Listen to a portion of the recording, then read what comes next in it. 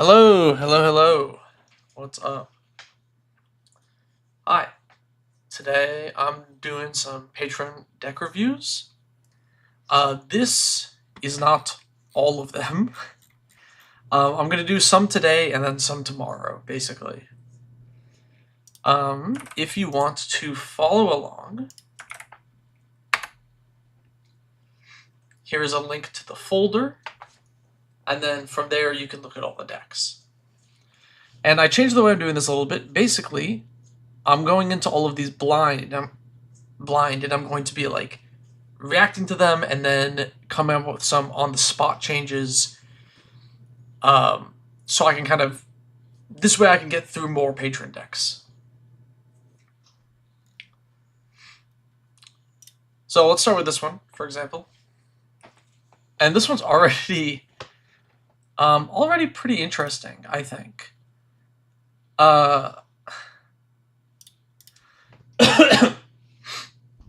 So, yeah, blind. Yeah, what up, coffee with milk? So we got a Phoenix deck here.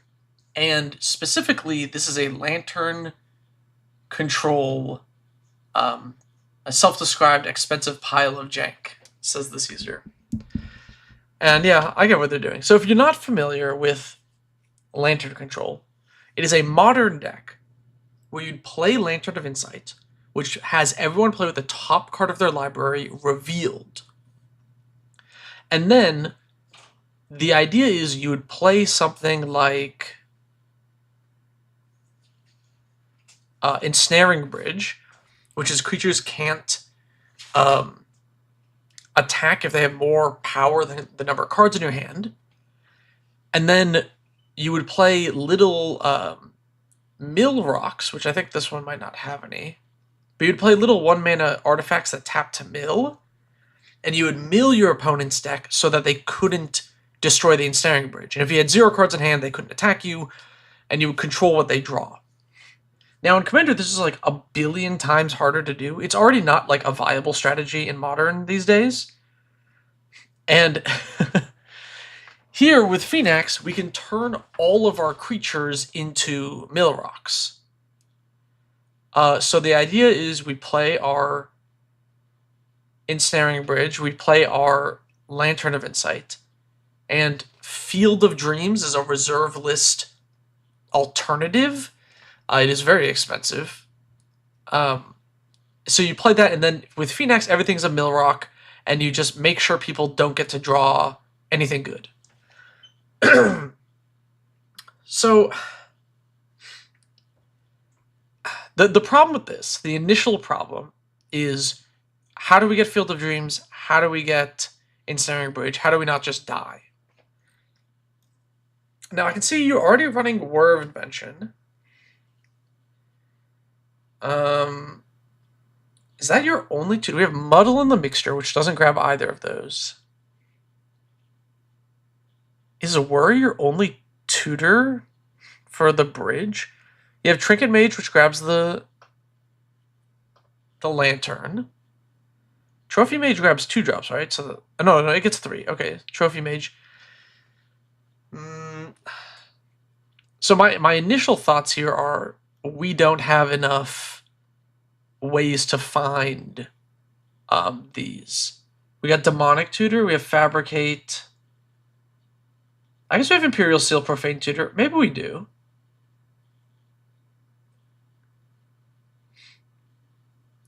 Interesting. Okay.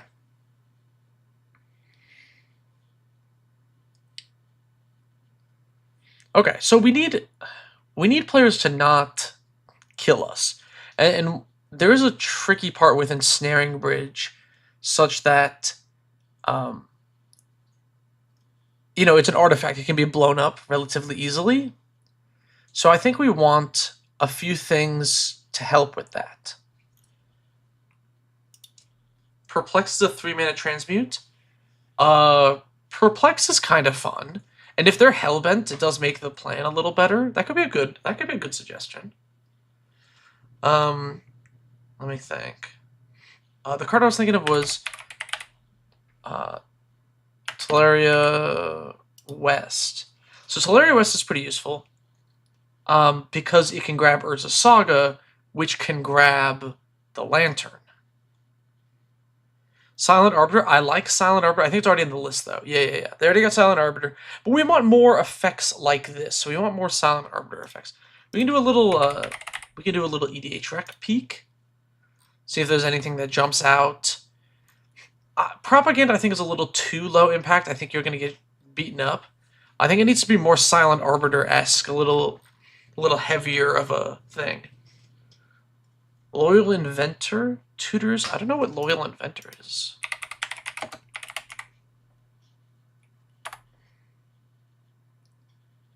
That is about to search your library for an artifact card.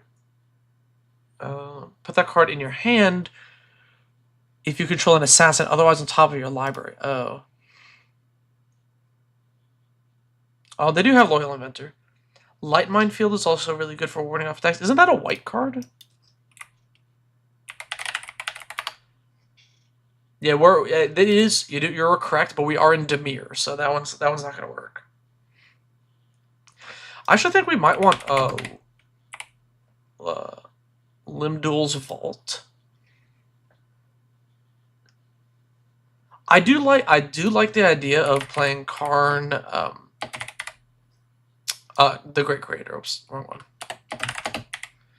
I like the idea of playing Karn the Great Creator as a way to get back our stuff if it gets exiled, and also, Karn kind of makes the lock a little bit tighter, because now if they have an artifact on top of their deck that has an activated ability, you can just ignore it. No Mercy is not bad. No Mercy is not bad.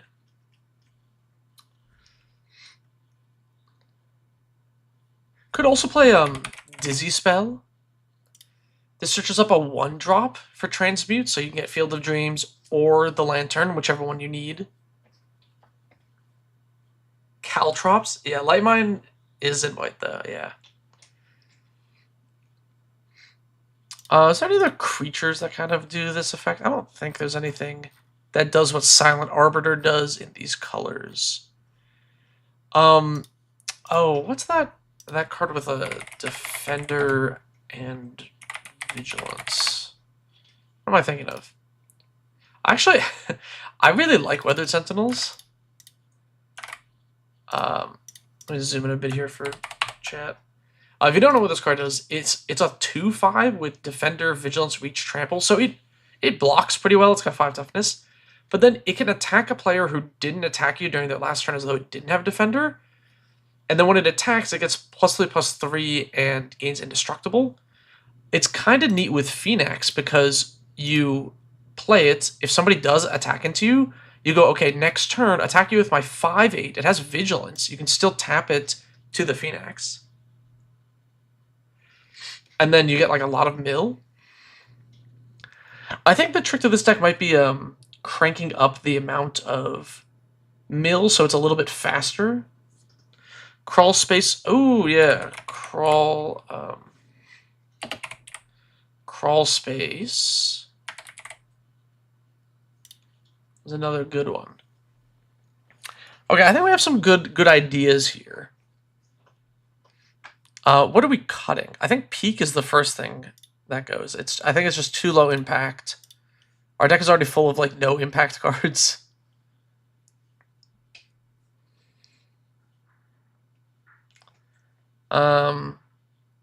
I actually think you might want like a bottomless pit. I think we might want to cut most of the counter spells because we're playing Expedition Ensnaring Bridge, and you want to be low on cards. How fast is this deck supposed to win? I don't know. Probably really slow. I like 3 steps ahead because it makes copies of things, but I think we're cutting counter spells here. I have a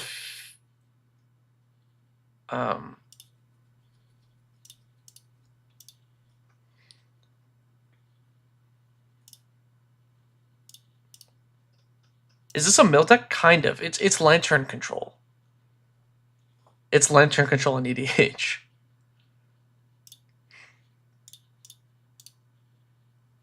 I think we're axing counter spells because this is a deck where we want to tutor and Snaring Bridge pretty heavily. I'm kind of worried about counter spells staying in hand and just dying to tokens. Do we have Koskan Falls?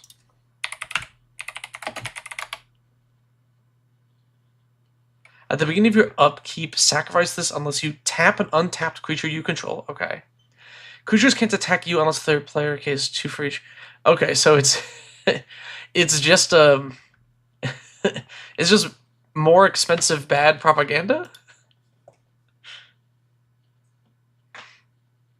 Yeah, no, this is a lantern deck. I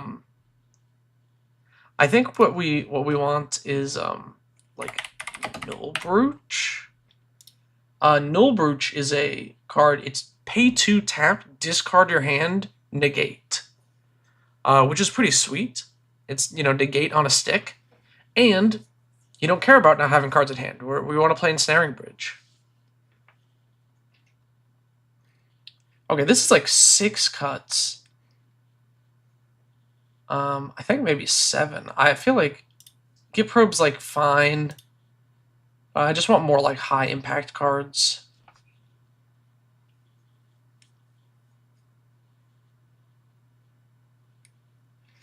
The mana curve is pretty low on this deck, right? Probably don't. Maybe Teleria West is too slow.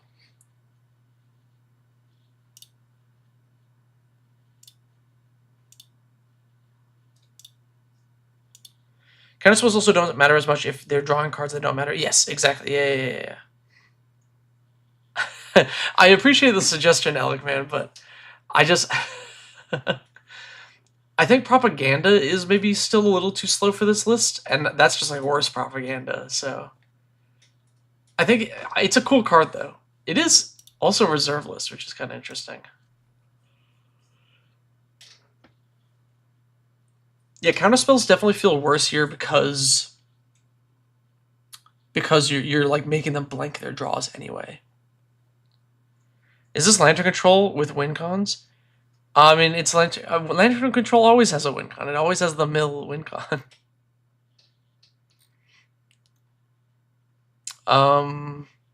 Man, what's like the last cut here? You have so many things that like look at players' hands, which I get for like the Lantern aspect helps you, but like people will play out their hands naturally. You don't need too many look at hands effects.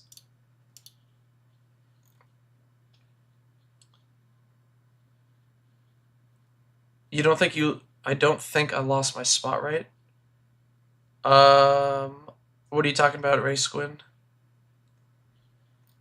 Alright, so we got... This is 8 in, 8 out. I think that's pretty good. No Mercy is so expensive. Why is it so pricey these days?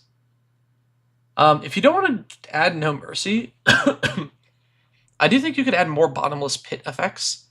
Like, Necrogen Miss is another great card that can, like, really slow people down. Telepathy effects cause psychic damage. I mean, it's funny, yeah. I don't think Atrata is gonna, I don't think Atrata is going to be a very good win con in this deck. I appreciate the creativity, though. Alright, I think that was pretty good for this list. So, the way all of these work is the maybe board are cuts, and then the sideboard are things to add. But I think that was pretty good. Next list, we have Gilf Makes Metal Men by Skull966. This is a great deck name. So this is the Esper artifact commander, the Esper Urza, which is it's got affinity for artifact creatures, which is crazy because you can keep reducing even the commander attacks. Gives your artifact creatures menace. Beginning and end step, make a construct. Is Oppo Agent in there? I think Oppo Agent was not there. I assume that was because that's not a budget deck. I assume that was intentional. Zur's weirding becomes a problem if the table kind of gangs up on you.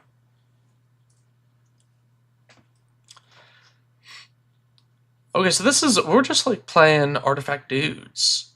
Right, we're playing Master of Ethereum's. This is pretty fun. I do like this deck a lot.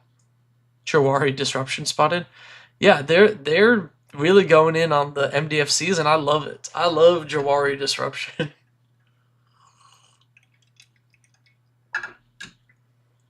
So in terms of lands, we're running 37 when we include MDFCs. Pretty good. In terms of ramp, let's see, we got Soul Ring, Signant, I guess Mightstone and Weakstone. I think that's it. No, we have Gold Mirror. Oh, we have the mirrors. Okay. Interesting. Okay, so we got plenty. And I guess we're just beating face with creatures, right? This is a pretty simple deck here. Pretty easy. Oh, you're next month. Yeah. I think you might be on the list for next month. Beating people with creatures is pretty simple. There's a few cards that I think would be pretty fun here. Masterful. Alright, so Masterful Replication is pretty cool. So one, it can make 2 3/3 dudes, which is fine, I guess. But you can also make target artifact you control. Target artifact you control, and each other artifact becomes a copy of that. So in this stack, it could be a win con, because let's say you have Master of Ethereum in play and 3 other artifact creatures. You target Master of Ethereum, you turn those into Master of Ethereums, then they're all 4/4s, giving each other +3/+3. And that's, that's 4 7/7s. And that's just with 4 creatures in play. This deck can probably get more than 4 random artifact creatures in play. And it's also artifacts, right? So it turns your Soul Ring into a Master of Ethereum as well. So it's very easy for this to become like, hey, I'm going to kill you. Is there a Waterlog Teachings in here? I don't think so. What does it get, though? What does it get? Is there anything we're looking for? It gets Dawn's Truce? Anguished? Chroma's Will? I don't think there's anything we're searching. You sub to your Patron here on the server. How do you send your deck in for future streams like this? Oh, it's in there's like a separate channel for tier 2 and tier 3 patrons. And I ping in those. So you should have been pinged, and then there's like a thread where you like add the list. You can DM me on Discord as well if you're struggling to find it. This deck also has like a mirror sub-theme. I wonder if we can lean into that. Bronze Guardian is pretty sweet. What's another, well, let's look at some Esper artifact creatures.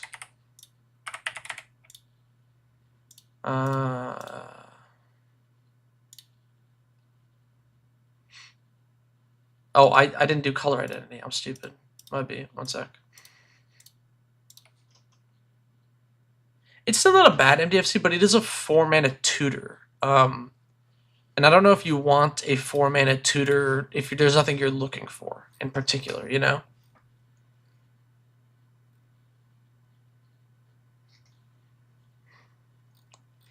Looking at the mana curve here, what do we got?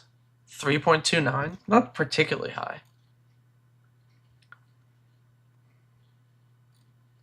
I think maybe... I think we need a little bit more oomph, is what I'm thinking. I don't know if this deck does enough damage.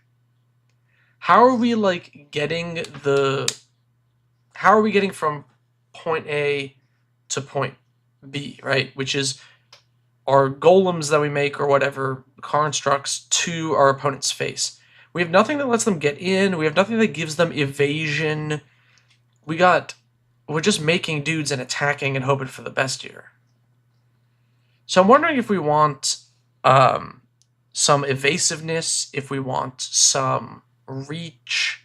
Reach as in, like, ways to get past blockers and deal damage, not the literal keyword.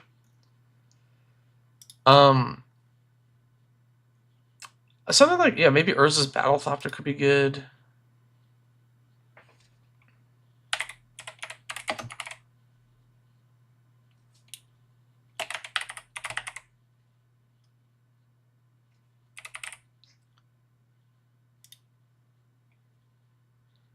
Mandate of Heaven has been fighting it. Sun Quan, Lord of Wu Time. Yo! That is a pretty... that is a funny suggestion. But, like, unironically, yeah, that's kind of what I want. Like, I don't know if this is the best way to give the team unblockable, but, like, this is kind of what I'm getting at, is, like, I feel like this can make a lot of constructs, and you're going to get chump blocked, like, indefinitely. When is the Trinket Snail boxing match? Vegas. Vegas. We're going to both be there, so. Oh, Archetype of Imagination. I think Cyberdrive Awakener fills the same role because it gives the team flying, but yes, like that. Sidri, Galvanic Decent. Sidri's maybe. It's a bit mana intensive, but I do like the idea of giving Lifelink and Death Touch too. To the constructs.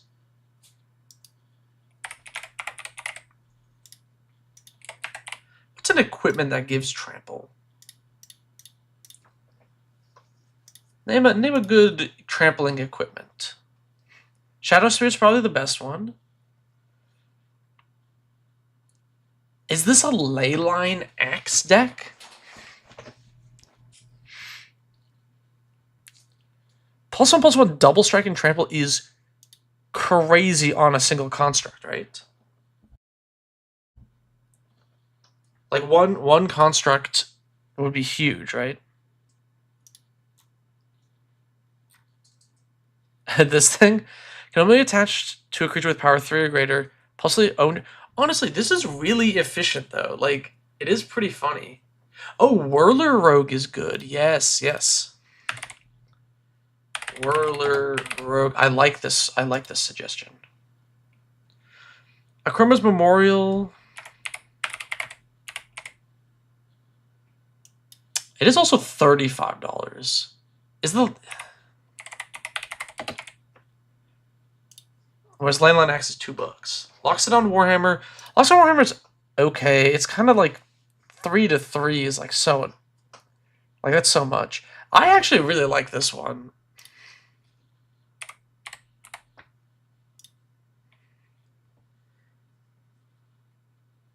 If you put in Seedry, then you could put the Caltrops combo. Yeah, but I don't want to suggest adding Caltrops because, like, Caltrops sucks without Sidri. Like, it's not particularly useful, you know?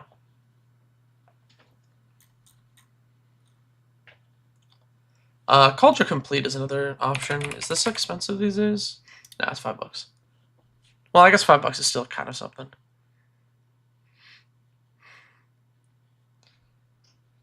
Moonshaker Cavalry is also a great finisher. Goes without saying. Yeah, it's also... That one's another, like, $30 card. I don't like to suggest cards that cost more than $10 usually.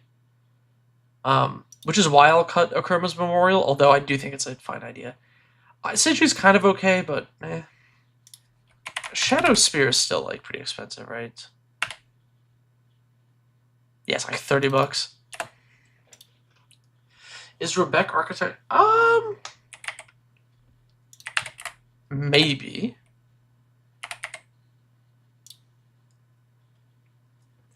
It gives artifacts you control protection from each converted mana cost among artifacts you control. So it's... If you have, like, a 3-drop and a 4-drop and 2-drop artifact in play, which isn't crazy, right? You're like... You know, here's an Arcane Signet. Here's a Foundry Inspector. Here's a Unwinding Clock. I guess you have... You could probably go through everything.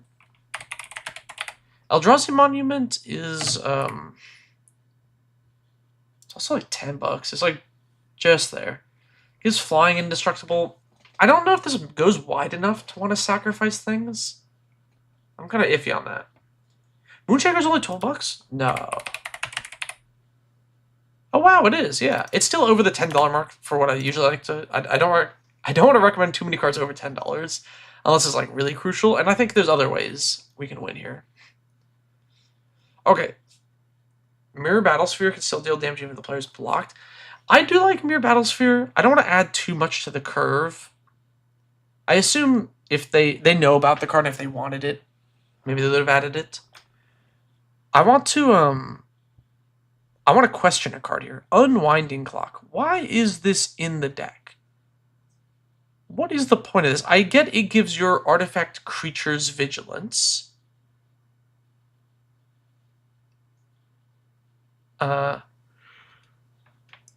Wonder could work, but there's no way to get it in the grave. Do we have a mana sink? Is there any reason to put Unwinding Clock in this deck? It's not a big difference. Yeah, no, I agree. 12, but 30 plus is definitely way more expensive than $12. But I still don't like to add $12 cards to decks, if possible. Shimmer Dragon? Shimmer Dragon. Is that the one that gives like... Oh, this one lets you draw cards. It's actually not a bad card. Oh, maybe. Reverse Polarity. Yes. Yeah. Yeah, I love Reverse Polarity. That one's good. Just run Recon at this point? Yeah, exactly. Yeah. Reconnaissance is just better than Unwinding Clock, because I don't know what the clock does in this deck. Okay, Unwinding? I never thought I would say this, but I'm going to cut Unwinding Clock from your artifact deck. Put the Hamster Ball in the deck. The Hamster Ball is pretty funny. But I don't think it's very good. What else are cuts here? What else are cuts? Are we drawing enough for Knowledge's power? I don't think so. I don't think we are. Oh man, Mechanized Production is so funny, but it's so doo-doo. It is so slow. It is so bad. This card is like... It is atrocious.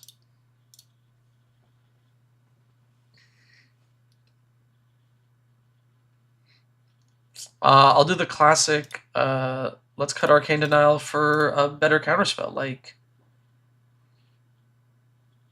Reverse... that's the wrong card. Reverse... Is it not a Reverse Polarity? What is this?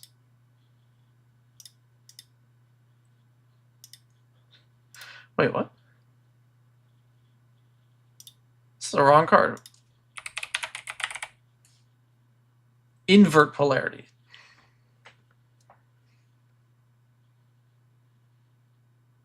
Oh no, it's Reverse the Polarity. Thank you, chat.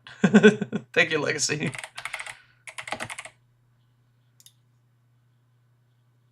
That is annoying that they have a card called Reverse Polarity and Reverse the Polarity. I do love the funny top Mystic Forge, but I don't know if top is worth it here. It's kind of like a cantrip that synergizes with the rest of the deck, though. I don't know, I think it's okay. And Mystic Forge is good enough for card advantage. Stubborn Denial could always work since the commander is 4 power. Stubborn Denial is actually not a bad idea here either. I don't think the deck needs more counter magic, though. I just think we need more ways to actually get in with our dudes.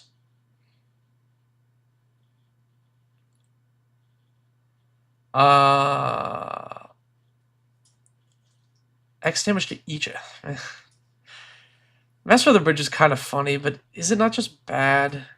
I don't know. Is this a Tezzeret Laser Beam deck? I think it is a little bit. Atraxa's Skitterfang?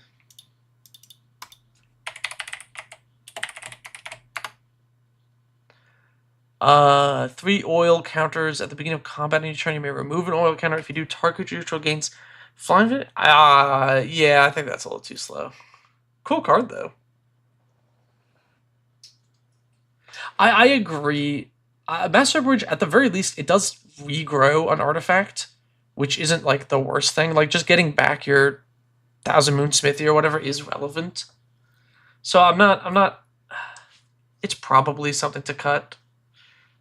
I don't think we make enough artifacts to actually like. Yeah, you're probably right.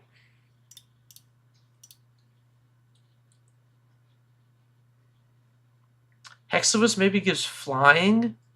It's so mana intensive. I feel like I want that in like a Simic deck, you know?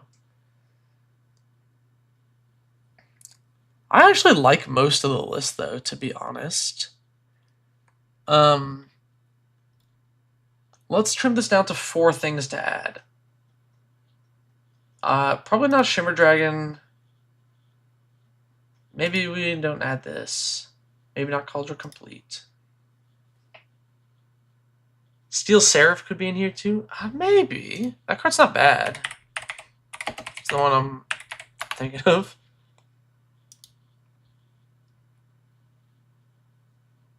Oh, it's target creature. That's kind of mid.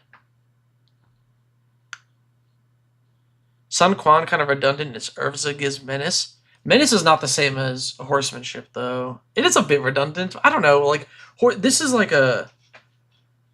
You play this and you 100% can just, like, obliterate someone. Whereas, like, you can still get chump blocked with Menace. Desynchronize?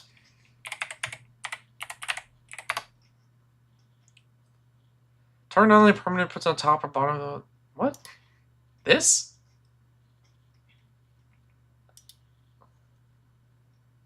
Maybe Sun Quan is redundant. As opposed to reverse the polarity, which has other utility, you know?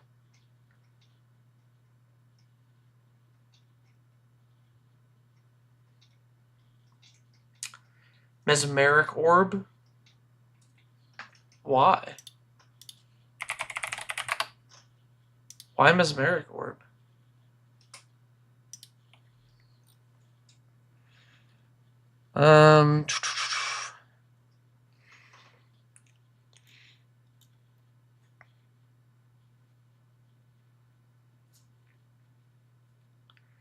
Either game is ending with a Sun Quan or it's getting removed before you get a second swing with it. Yeah. Maybe Mirrored and Vestige is not worth... I guess it makes dudes, though. March of Progress. Choose target artifact you control. For each creature chosen this way, create a token that's a copy of it. Oh. And then it has Overload? More non-artifact creature board wipes? Yeah, Organic Extinction is the best one, but there are others, right? But there's one in black. Is there another white one that only destroys non-artifact creatures?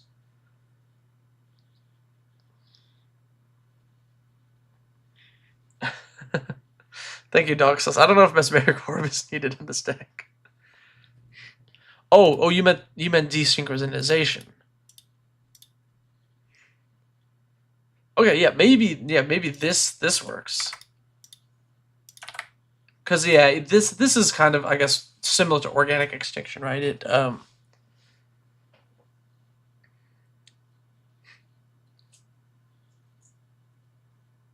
Are they keeping Farewell now with a... Farewell's not a game changer. Farewell is still a bracket 2 card. Bounce all the non-land, non-historic things. Yeah, you leave all your artifacts, creatures in play, and you swing out. Could be good. March of Progress is kind of interesting. I think it's worse than Masterful Replication. Because instead of just making a copy of all your dudes, you make all of your dudes into the constructs, including other artifacts. I think that's more lethal. Yeah, T-Pro got added, yeah. Crystal Barricade? I don't think this deck wants to Crystal Barricade. Like, it's a good card, but I think this is more aggressive.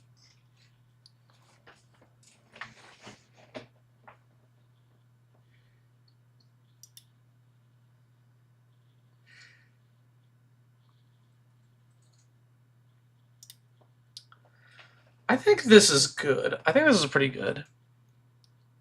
We're cutting these 5 for these 5. Winter Cursed. I don't know what that is. Winter Cursed. Oh, Winter, Cursed Rider. Artifacts you control ward pay to life. Exile X artifact cards from your graveyard. Each other non-artifact creature gets... Ah, man, maybe? Is this a Winter Cursed Rider deck? But the problem is this makes a lot of, it has to exile X artifacts from the yard, which is kind of awkward.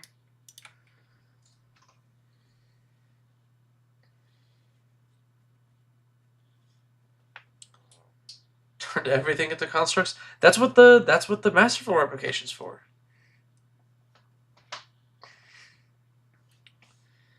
Rise and Shine is not in here, but you don't need Rise and Shine. There's only 10 non-creature artifacts. This is mostly going to be creature artifacts. Sonic Screwdriver could be a good add.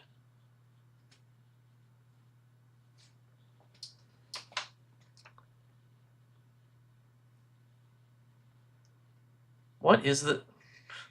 Please help me stop. What is this? Please do not spam my chat, Professor Math.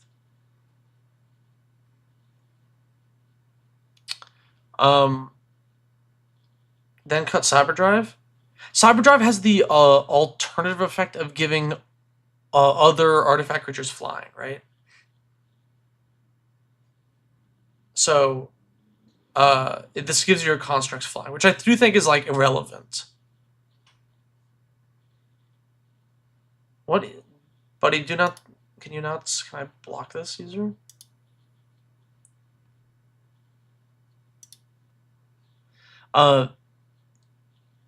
So, Cyberdrive Awakener... I lost my train of thought, sorry. Cyberdrive Awakener gives you flying as well. So, I think it's more relevant than Rise and Shine. Those are the cuts. We're moving on to the next list. Sorry, I have a bit of a cough.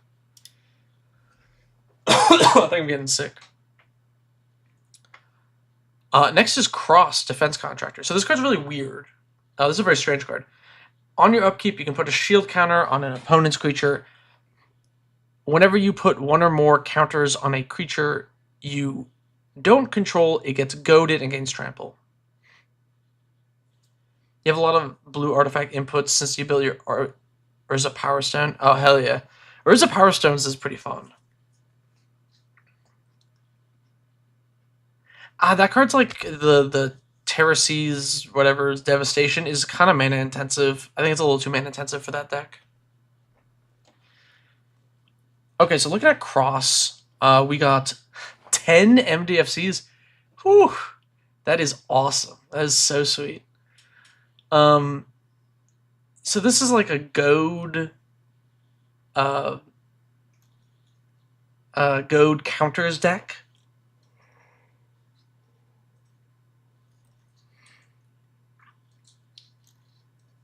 Necropede, infect, put on... Is there an infect backup plan? There isn't. Okay. okay, hold up. Okay, sorry. I did not realize that this was a cross infect. Wait a second. Wait a minute. Okay. Okay. Sure. All right. I'm on board now. I see it. So we could put -1/-1 counters if they try to block our infect creatures, or we block with our infect creatures, which then goads it so it has to attack someone else next turn. And then we need to infect them. Okay. Okay, this is fascinating. Now, immediately we're running into like the same thing. I think we want more ways to get in for damage. Do we have anything that gives our team like unblockable or something? Would I call this deck Group Slug? No, this is not Group Slug. Group Slug decks restrict what people can play and slow the pace of the game down. This is aggro. This is infect. This is an aggro deck.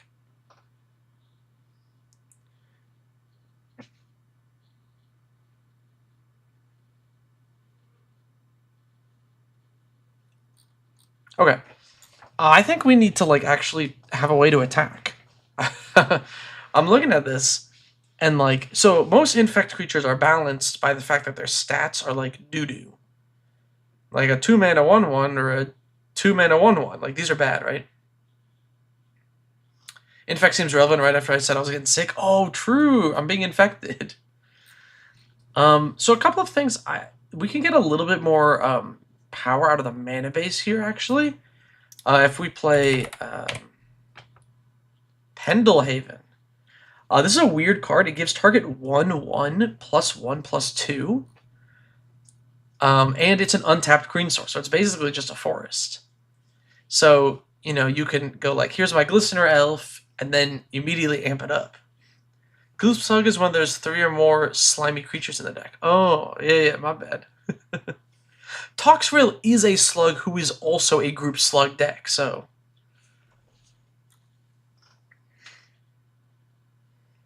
that works out, actually. Okay, so we need to infect everybody. We need to proliferate.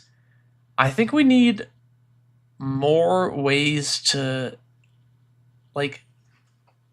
to sneak in our little guys. Somebody mentioned Sonic Screwdriver in the last one, and I actually do like this. Being able to... It's ramp, but it also can repeatedly make things unblockable.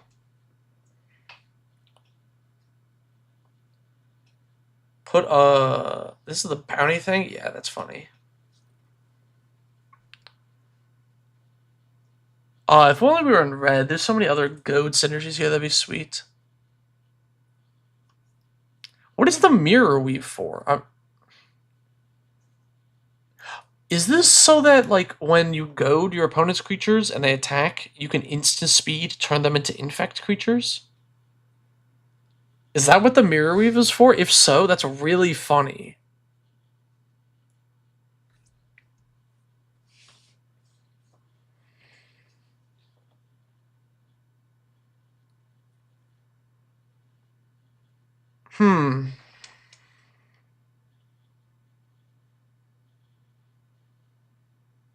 Do we want I don't know, Trailblazers boots or something?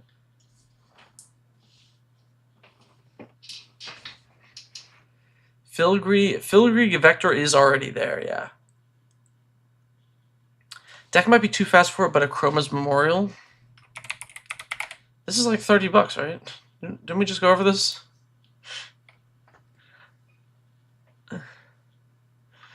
It's alright, It's just... I think this might not have enough dudes for a Chroma's Memorial, but maybe I'm wrong. Even Miniomancer. I don't know what that card is.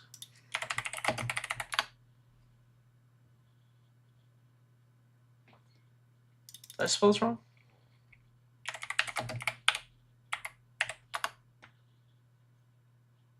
At the beginning of your upkeep, you may put a feather counter on target creature. If you do, that creature's base power and toughness 3/1 flying as long as a... Oh, no, this is interesting. Wait, yeah, hold up. You're cooking with this suggestion. I actually like this a lot. Because, yeah, you can put it on your own 1/1 infect dudes to make it a 3/1 flying infect. Or you can go to the opponent's 7 goat. That's pretty sweet. Hello, what is happening? I'm reviewing decks for my patrons. So my patrons submit decks and then I go over them and suggest upgrades. Thassa, OG classic Thassa, also not a horrible idea. It's only target creature you control. I wish it was any creature. But this is actually not a horrible idea either. I kind of like it.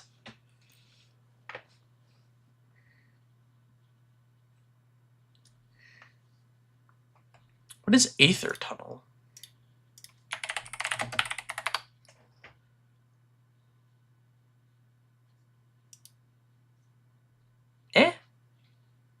I feel like the thing is your creatures aren't sticking around for very long, so I think we want more repeatable, unblockable effects. I know it's more mana intensive, but we have a lot of proliferating, so it's really important to just get your things in so everybody has a counter and you can begin to kill them with the proliferation.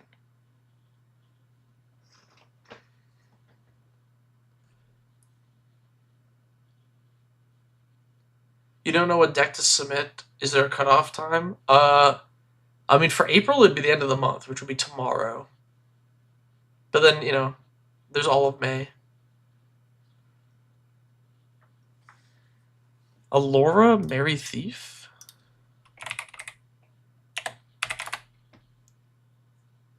This card sucks.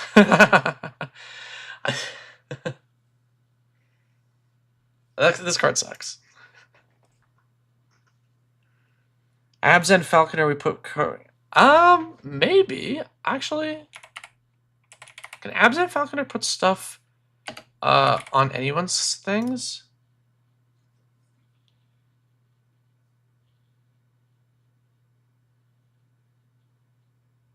Oh, it only puts a counter on itself. A lot of the Johnnies can put... But Planeswalkers are pretty doo-doo, honestly. I feel like this one being able to, like, essentially be 0 mana by letting you just tap immediately and then put more counters makes it okay. And this one I think is in here for flavor reasons, but otherwise I would cut both of these. Planeswalkers are... Like, the Johnnies I think are kind of weak.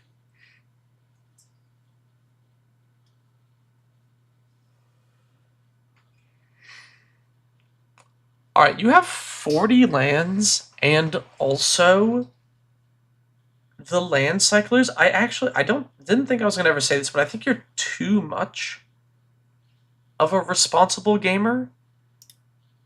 And I actually think we can go down a little bit. Oh, you only have the 1 land cycler. That's fine. No, you have 2. You have this one too.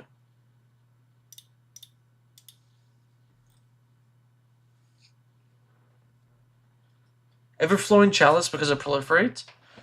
That's not a horrible idea. It's kind of win more. Yo, what up, Yoshi?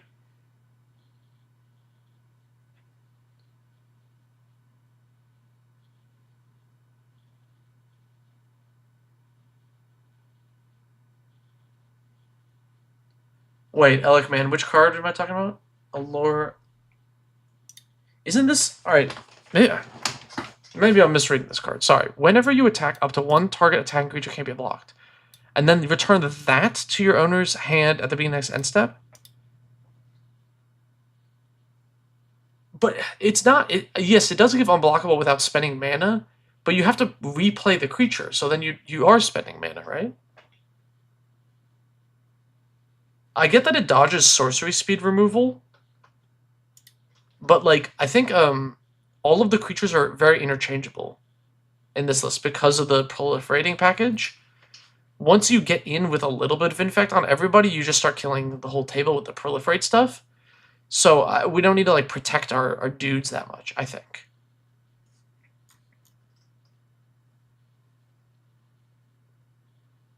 Slow yourself down to... I think it's a little slow, yeah.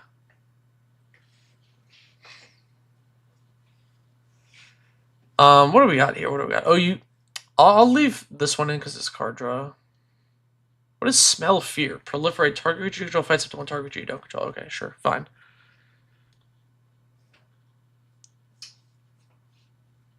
Broker's Confluence, Proliferate. Oh, you can just triple Proliferate? That's probably fine. Joe heading to bed. See ya, Guru. Do we have Suppression Ray? Is that the blue-white one?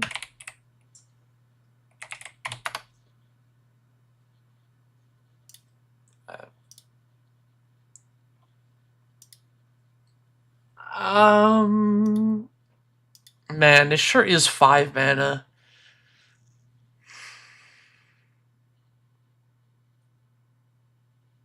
I mean, I don't... Maybe.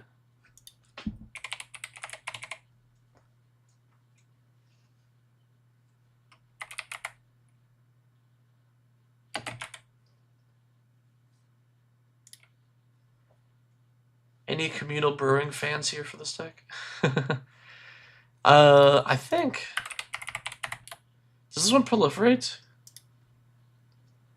When communal brewing enters, target opponent draws a card, put an ingredient counter on it.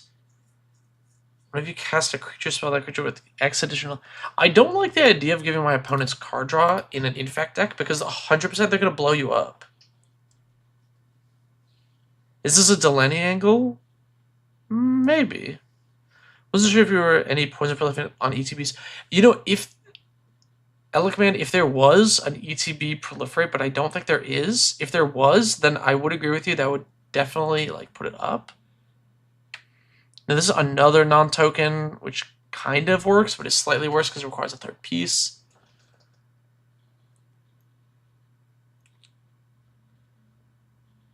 I'll catch you later, Matthew. Yeah, did you watch today's podcast? I think it turned out pretty good. Okay. I think these are some good fun additions. What are some cuts here, you know? I think Tranquil Thicket can get cut for Pendle Veil.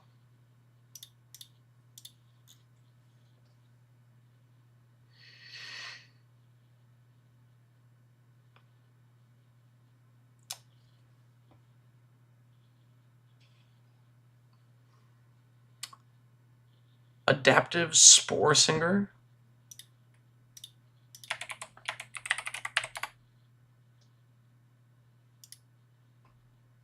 It is, yeah. I feel like if there were more of those effects, then yeah, the other card would have been good. Oh, Izuri is ETB Proliferate. Yeah, that's true. If you pay 3. Oh, no. 3 is to proliferate twice. Okay. I don't know. It's still really slow. I'm still not sold on the ninja lady.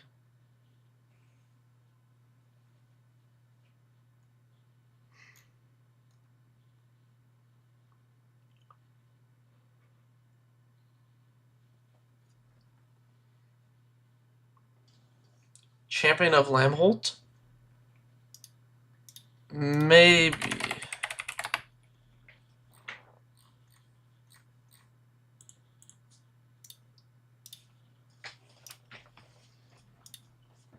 I don't know if we buff it up enough.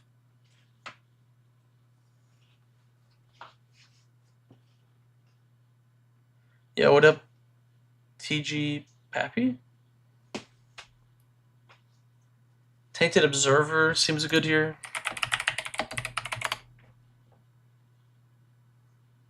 Is it not already in the list? No, I don't think it is. Flying Toxic 1, whenever another creature enters the battlefield under your control, you may pay 2 if you do it. That is pretty good.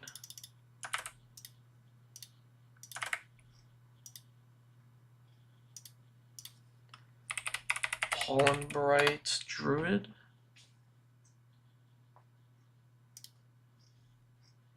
I don't think we need too many ETB proliferates. I think this deck does do that enough.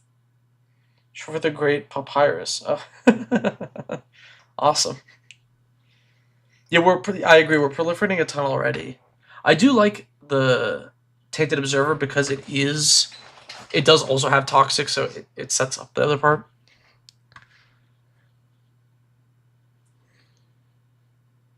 Planewide Celebration. The card's kind of mid.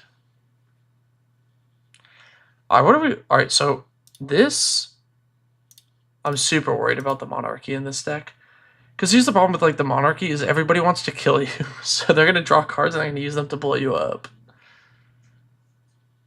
Irrigated Farmland, we'll cut for the other land. Maybe we cut this.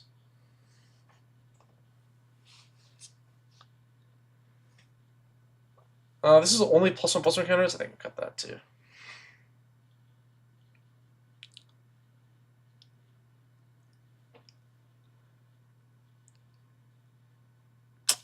One more cut. You can proliferate contested cane ball for the minion. That's true. That is funny.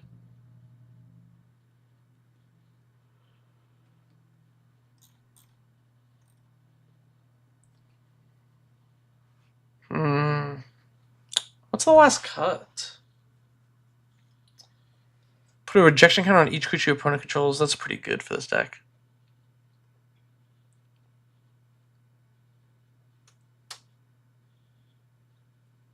Gossip's Talent? Is that a card? It is. Creature enters Surveil 1. Whenever you attack, can't be blocked. And this is a 4-mana investment. It is neat, though. Yeah, we can't make use of the last mode very well. Access tunnel. Do they have access tunnel? They don't. I'll add that.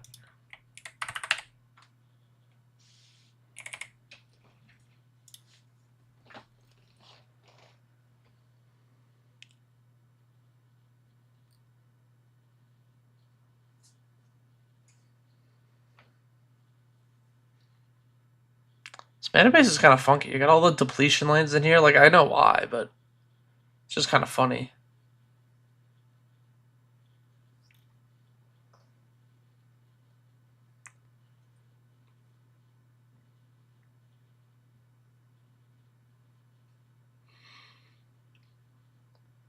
Are you want to go with the cycling lands? No, you just had those two.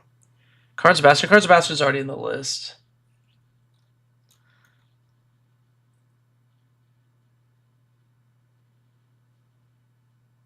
Maybe we cut some of these for the utility lands and the MDFC. How many lands do I have? 1, 2, 3. And I'm adding 1, 2, 3. Okay, then I need one more real card. Is Penta Prison here real or unreal? That is unreal.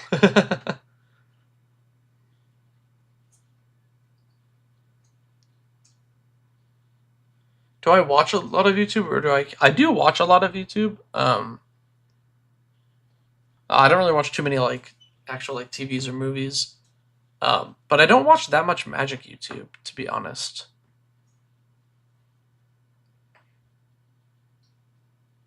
How much are we triggering Verity Circle in this list?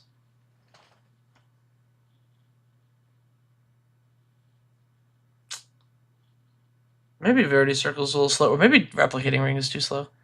Put a night counter on it. If it has 8 or more, remove all of them. Create 8. I guess that's funny.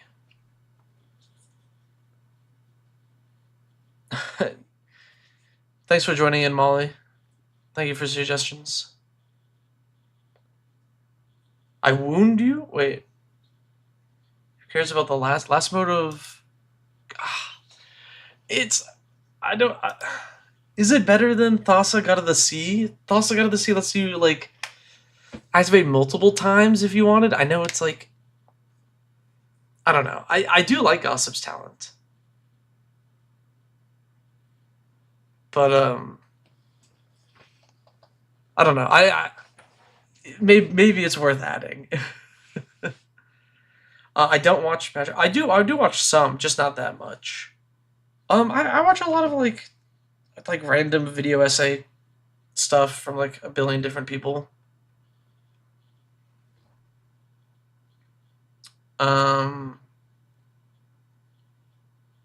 Maybe Forgotten Ancient?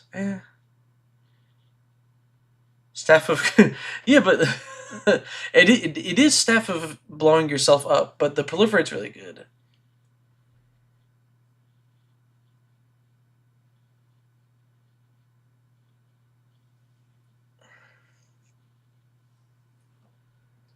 Man, I'm trying to find this last cut. It's pretty tough. It might just be a land. You might not need the full 40.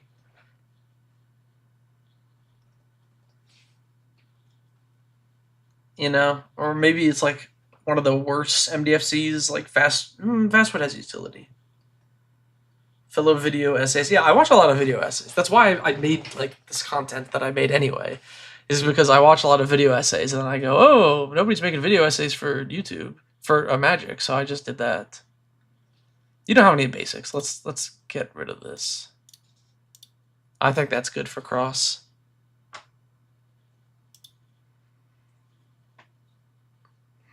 I really like, I mean, like, you know, a lot of the popular stuff, like, you know, I like the William Osmond, Michael Reeves. There's, you know, Alan Pan, the guys that, like, make contraptions, backyard scientists. That's all stuff that I enjoy. Do I watch any Summoning Salt? Yeah, sometimes. I find the videos to be, like, kind of... I need to get rid of this baby board.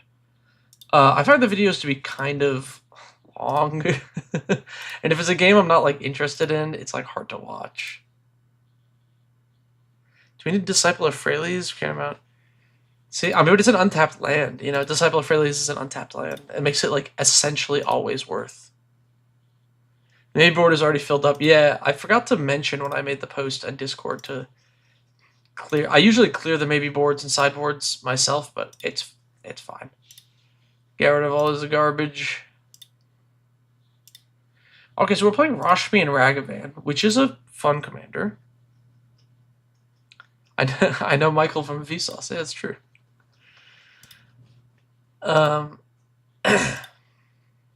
Get rid of this crap. There we go.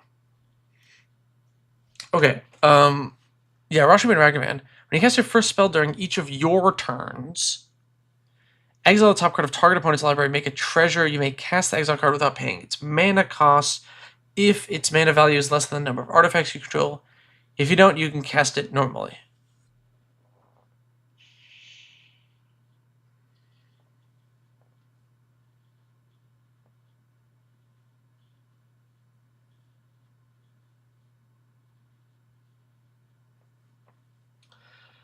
We're playing Submerge. What the hell? You'd recommend Bismuth for a similar genre overall. Oh, not the rock. I see. Okay. Okay. We're getting off topic already. I got a lot of decks to get through still. Okay, so we're casting spells. Oh wait, this is a lantern deck. Oh. Okay, well hold up. This is a second lantern deck.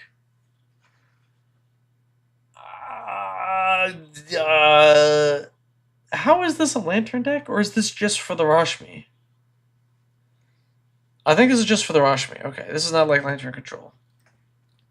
So one thing I'm noticing here, the first thing, you recommend Cobalt as a rock. Yeah, it's a good rock. All right, the very first thing I'm noticing here is the fact that like there's only 10 artifacts in a deck with a commander that says number of artifacts. I get we're playing things that make treasures, but the number of like actual artifacts we have seems weirdly low, right? Is this for the commander? Okay. Oh, here you are. You're in the chat. Yo, what's up? Okay, it's just for the commander. All right, just making sure this wasn't some goofy lantern control deck. But do you get what I'm saying? Like, it seems like a low amount of artifacts for a deck that cares about artifacts. I do demand more baubles. That is exactly what I'm thinking. Man, I am such a mechanized production hater. This card is so doo-doo. It is so bad. I'm really sorry. This card is like... This is like unplayable. This card is so bad. Cutthroat Negotiator, Parlay. When it attacks, each player reveals top card of the library for each non-land card. Revealed this way, you make a treasure. Then each player draws a card. Weird.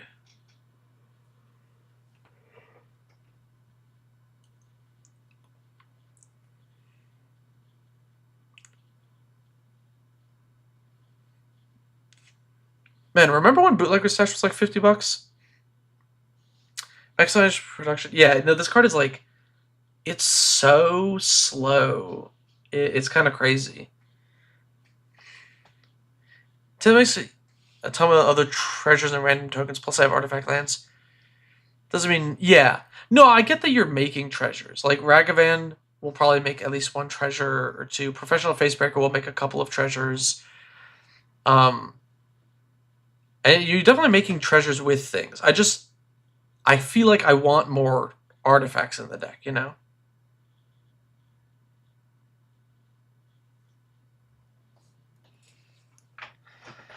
Submerge is interesting. I really actually like it in this deck. This is kind of a genius pick.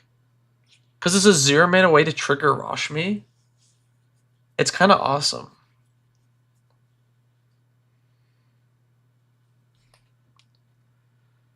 I like the Masterful Application. Hinder is funny. You can put it on top and then steal it.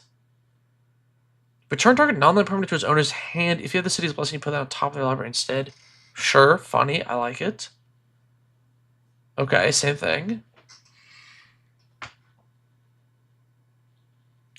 I mean, overall, I am liking this deck.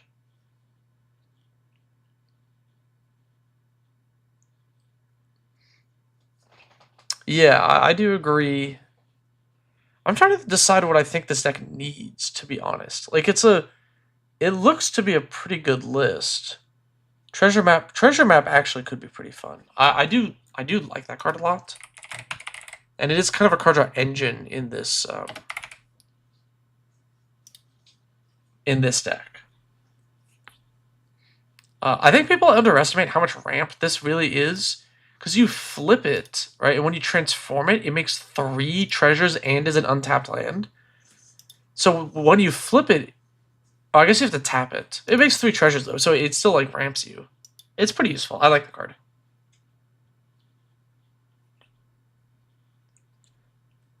What if we just made this a salvaging station deck? I'm not doing a full overhaul. I'm not trying to get rid of their themes. Although I have considered this commander as a salvaging station deck. Repurposing Bay is interesting here. Sacrifice another artifact. It's birthing pod for artifacts, right?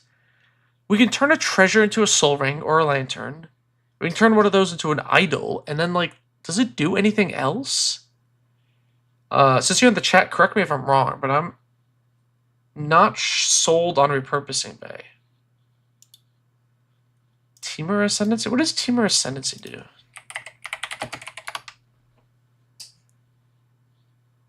I don't think this helps too much. Oh, yeah, just flip it on the end step, yeah.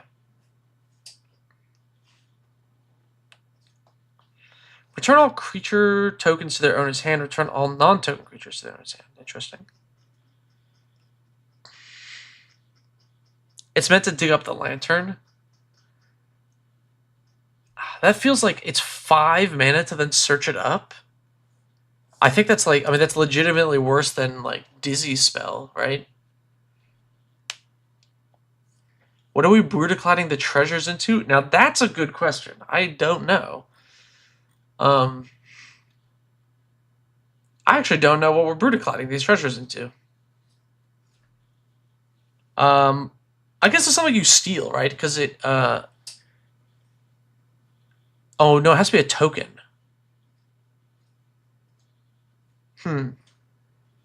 Why not War of Invention? You can use the gate and the treasures to Cyberdrive or something. Yeah, I was gonna say, I think I like War of Invention. Also, instead of Brutaclad, oh my god, I'm being spammed in. I should add Shriekhorn. Did I get raided by Ballhound again or something? Oh wait, no, did I get raided by Elk? Who? Which one of these goobers raided me? Elk sends Shriekhorns. Oh, it's Elk. Okay. the deer jump scare. Yo, what up, Elk fans? How's it going?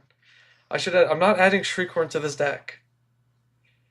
If Elk said Shriekhorn should go in this deck, Elk is dead wrong.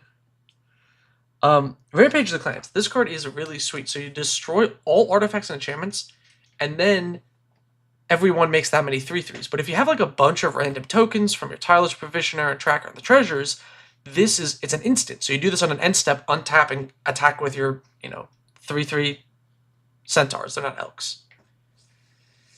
Yeah, what up? What up, Elk fans? I'm doing Patron deck reviews.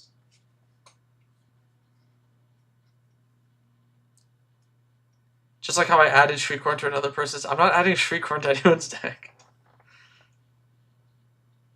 Curse of 1,000 Shriekhorns.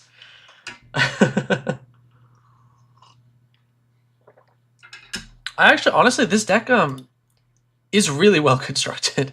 I think for like what it is, being like a core bracket 2 deck. Yeah, Academy Manufacturers in here. I think it's pretty sweet. I like this list a lot. It looks pretty fun. I think you're right. Maybe you don't need that many more artifacts just because you make a lot. And it seems pretty sweet. I think maybe Brutaclad for Rampage. I think Rampage is going to be a more consistent win con. I think Mechanized Production is unplayably bad. And Repurposing Bay is a little too niche. I think War and Treasure Map will just do you better. Elk told them it was bad, and they told. Thank you, Elk. Oh wait, how can I mod Elk? I think I'm a mod in Elk's chat, but I'm not. I need to add. I need to add. Can I make you a moderator in this mod? There you go. Is Elk trustworthy? I don't know. I don't know. We'll see. we'll see if Elk is actually trustworthy or not. It's tough to read the names on your phones. Yeah. Yo, there you go, Elk. Elk is drunk with power. I know he's gonna start banning everybody. Yeah, I think treasure map will do you well. All right, let's go to the next deck. We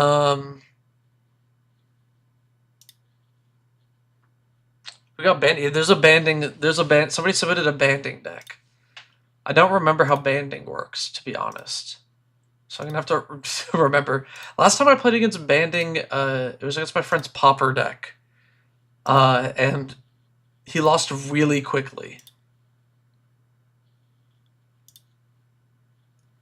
Bands with Shriekhorns. Let's see if this deck is going to need a copy of Shriekhorn. Ew, Architect. Yeah, because I can make folders and share them with people. Helios. I can make folders and share folders. Like I can go like this, and I can share this folder, which I can't do with Moxfield. It's so lame.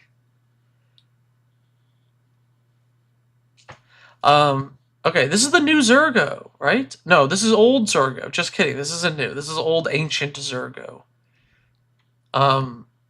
Are you playing Yacklehops, the real Zurgo finisher? Nope. Captain Moxfield Civil War.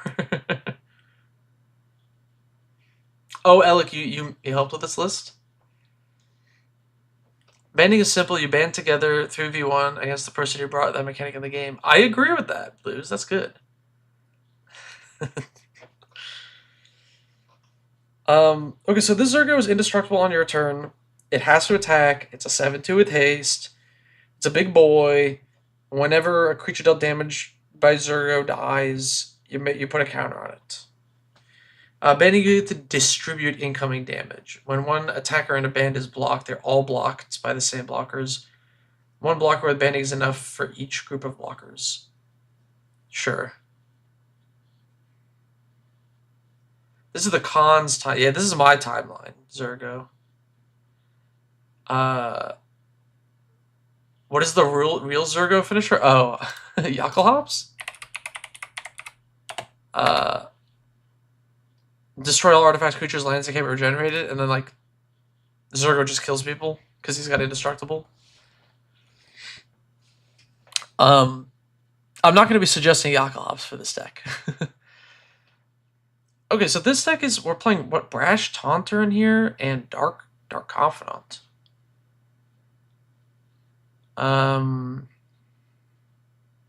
Interesting. Portraiser. Warstorm Surge is kind of interesting in this deck because we have like 15 creatures in total. Like, think about Warstorm Surge. If you already have your commander in play, you already have 3 other creatures. That's like most of the creatures in your entire deck. We're not making tokens.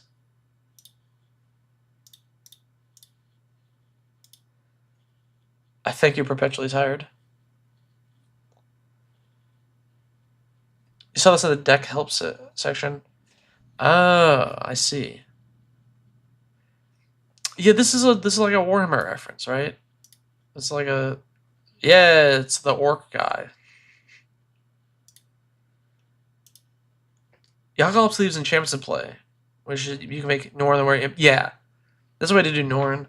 Now I do World Slayer. World Slayer is also pretty sweet. I actually really love World Slayer. I think it's a really cool, like, flavor-wise, is a really sweet card.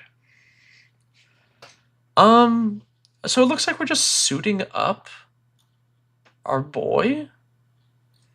We have This is interesting. We have one game changer, which is the only thing really making this bracket 3. Because I feel like this is bracket 2 otherwise. Till Zurgo catches. You can't use acronyms with me. I don't know what words mean.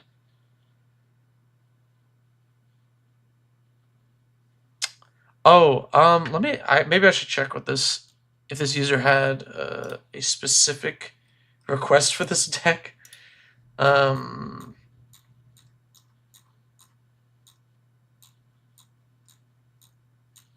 Did they have a specific request? I don't see it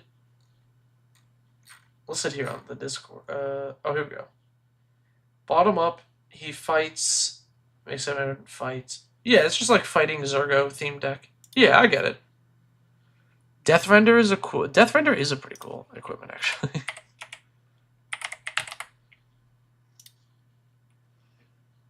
When a quick creature dies, you may put a creature card from your hand on the battlefield and attach Death Render to it, which is kind of neat. Although I don't know how many creatures there are in this deck to make it worth. It's a maybe. Yeah, you can go board wipe tribal with this deck. Swords to Plowshares or Path to Exile? Depends on the deck.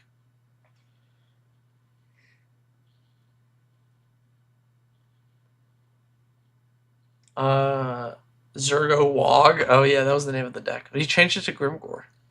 Alright, well, we're very off topic. I'm getting lost in the sauce here.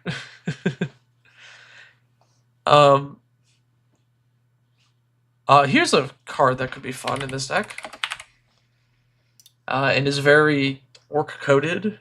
Full Throttle. This will, if somebody has no blockers for Zurgo, this instantly kills them. Which is kind of awesome. This feels light on the card draw. I agree. I think we do need more card draw. Probably more than we need Death Render. So Faithless Looting is card disadvantage or it's card neutral. I want card advantage in this deck.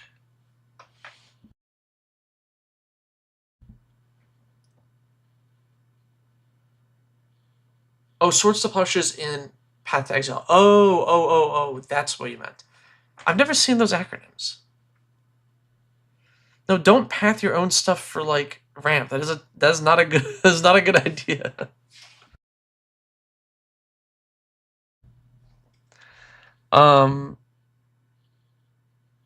I do think we need more card draw. I think we really need card draw in this deck.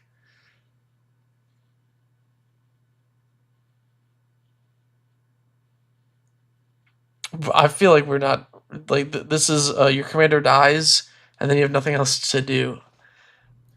Okay. We need to cut some win more crap for this. Turret you control, turret you don't control. If it's a knight, he's not a knight. This seems not great. Avizan's Pilgrim. If you need to path your own creatures for ramp, I think your deck might be bad.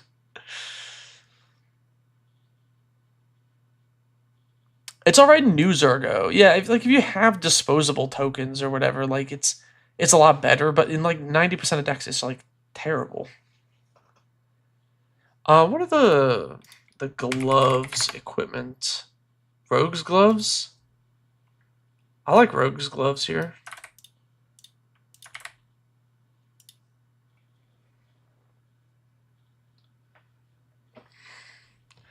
We can add like Painful Truths as well. Some good card draw. I also, just like for card draw, Siphon Mind. It's just a good budget draw 3 effect. Is Not of This World in here? I guess this is a good deck for Not of This World. I think Death Render we might be too creature light for.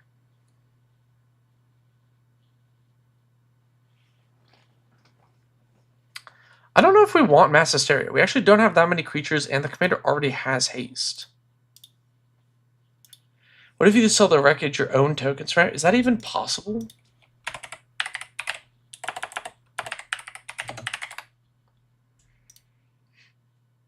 I guess it is all attacking creatures. What are the non-basic? Yeah. We want Trailblazers boots. Yeah, I like that. That's good.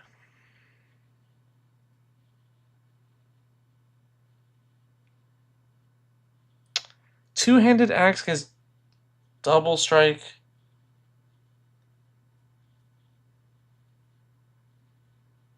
Eh? Kazul's a fan. No, do not be comparing Cultivate to pathing your own stuff. That is not. Each creature blocks whenever able. Attack creatures choose. Yeah, that is pretty funny. Grand Melee is good.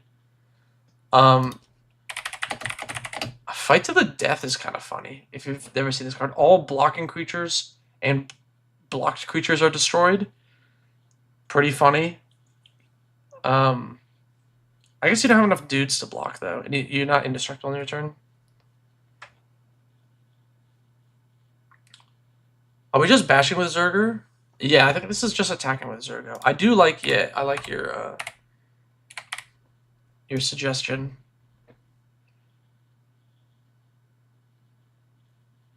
We need to get rid of some of the, like, supernatural. We already have indestructible on our dude. We're more about... Mask of Gristlebrand is so mana intensive. When this creature is dealt damage, deals that much damage to each other creature and to the player. It's a bit of a weird gotcha card. Your board is kind of smaller, you only hit other people's decks. Yeah, Fight to the Death is cool, but it's just not very good here. What else is a... I think we need like one more good cut here. Whenever a goblin or orc you control these combination of player exile top card of your library, you may play that. Sure, fine.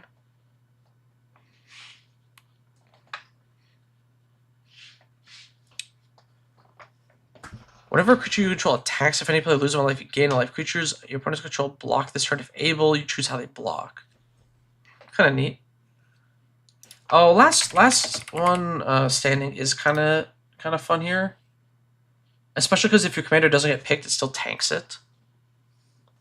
Call the Ring could be a decent card draw. Maybe.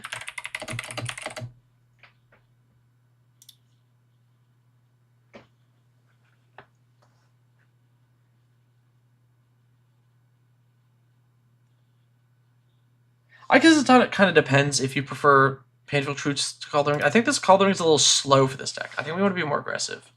They wanted Orcs and Goblins as a sub-theme for Warhammer flavor. That makes sense. Mask of Memory is already in here. No, it's not. Is that the one that's like draw 2, discard 1?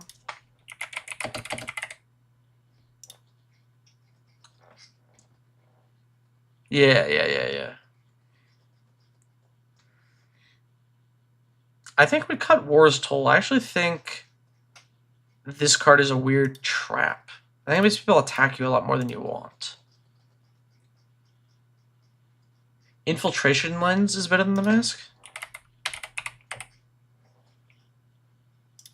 Is it? Whenever a quick creature becomes blocked by a creature, you may draw 2 cards.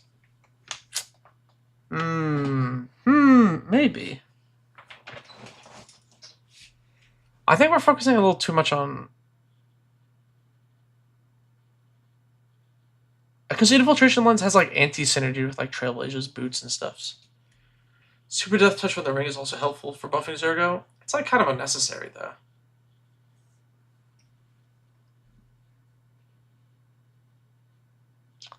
Maybe Full Throttle is a bit greedy as well.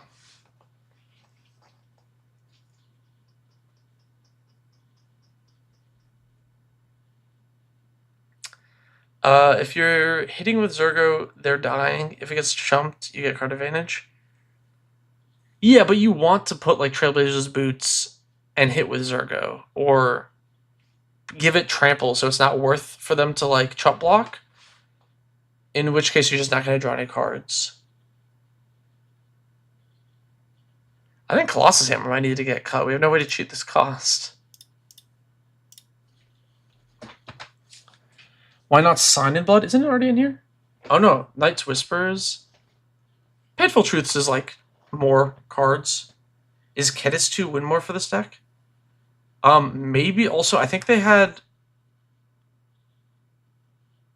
I was going to say they only had goblins and orcs for flavor reasons, but actually maybe they don't. Yeah, maybe we add Kedis. Like, why not? Screw it. The whole deck is built around it.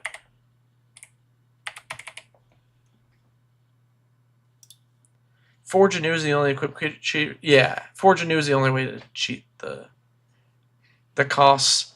So I think that's pretty bad. This is a 9-card change. This is pretty good. I think I might move on to the next deck. Okay, Selesnya Banding. Did Elk submit this? What the hell? Okay, so I don't even know what to say about this deck, to be honest. Like, you put all the banding cards in here. And then you attack.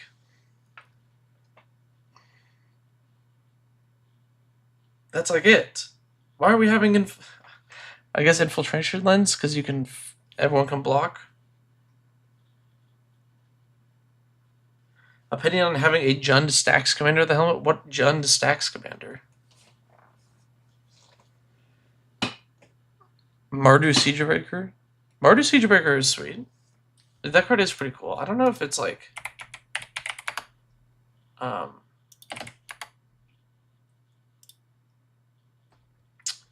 When this enters exile up to 1 up to target creature until it's its battlefield, and when it attacks. Maybe. It's kind of neat.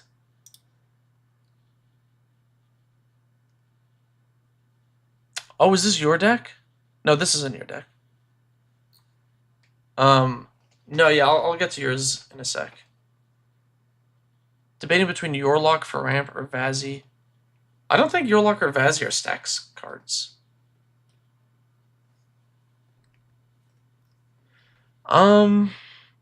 Man, I don't know what to say about this deck. I legitimately don't know what to say. Like,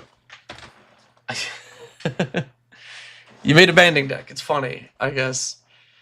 I have like almost nothing to comment on about this. Because like I can't tell you to cut the goofy cards that give banding, because that's the whole point of the deck, is so you can play cooperation. And there's not a whole lot else to like.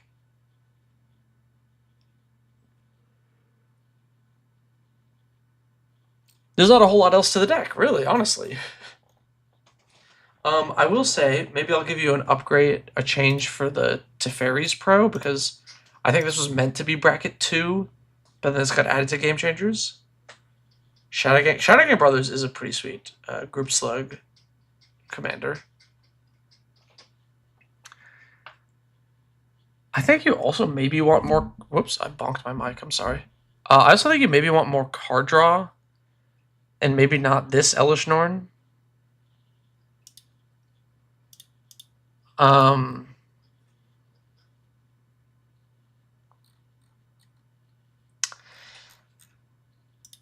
Is Glimpse still really expensive?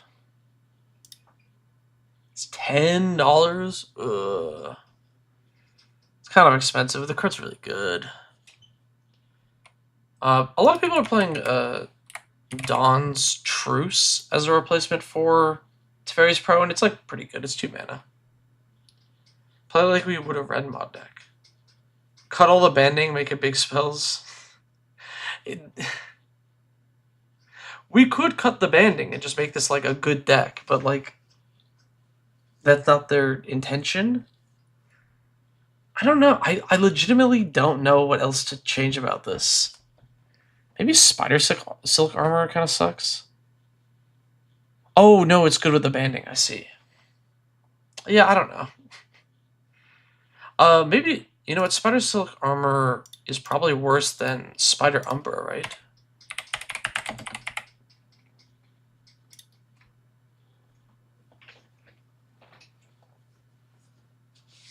This deck probably runs enough creatures for Clever Concealment. That one, did they reprint that yet? It's still $20. Ah.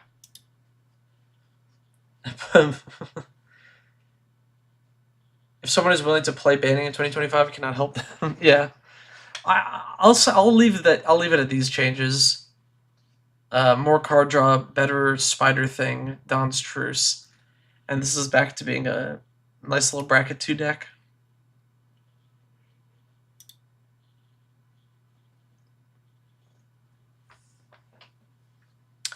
Oh, okay, perfect. The creator of this deck is in the chat. D&D Theme Park. So we're playing. It is a balloon lad deck. You only got 2 clever concealments when they're $4. I didn't buy a single clever concealment, and now I really don't want to.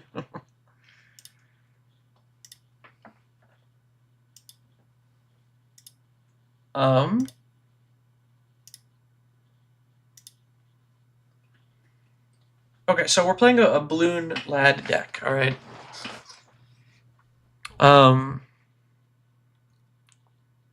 This is like an adventure deck, right? Right, we're digging into the dungeons and such, and we initiative, and we can use the Jolly Balloon Man to like retake initiative.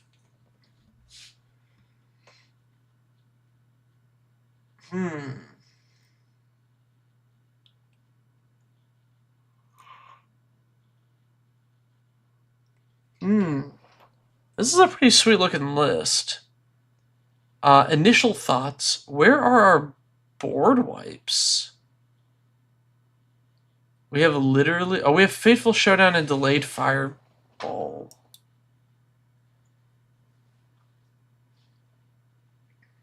I do hate this mechanic with like a burning passion. I think it is so lame and obnoxious.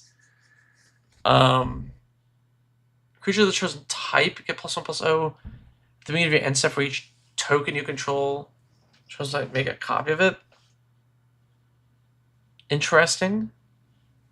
Paragraph is the only board wipe you'll need. Yeah. True. What's that Convoke board wipe?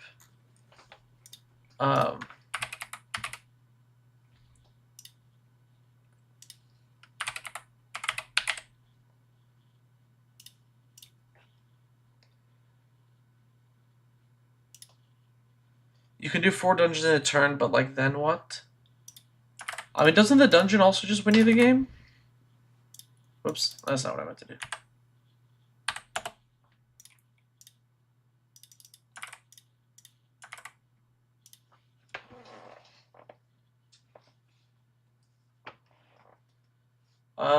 It's non-token Cavalcade Calamity.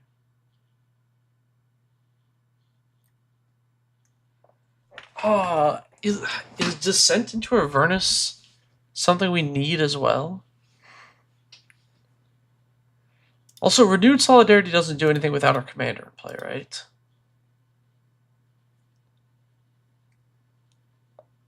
There's a Convoke wipe in white too.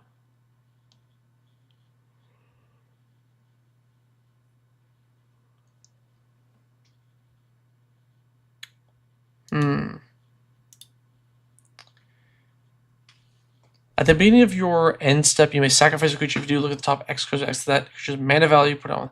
Pretty good with the thing.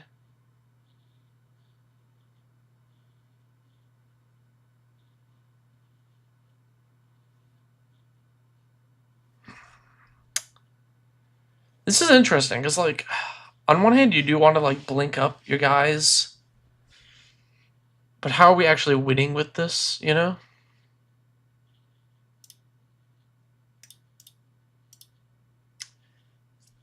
Ragavan seems odd in here. Not a blink target. It's quite bad to draw on a later turn.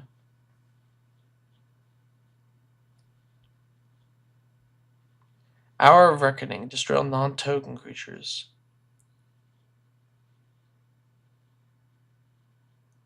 No, we don't care about saving the balloon.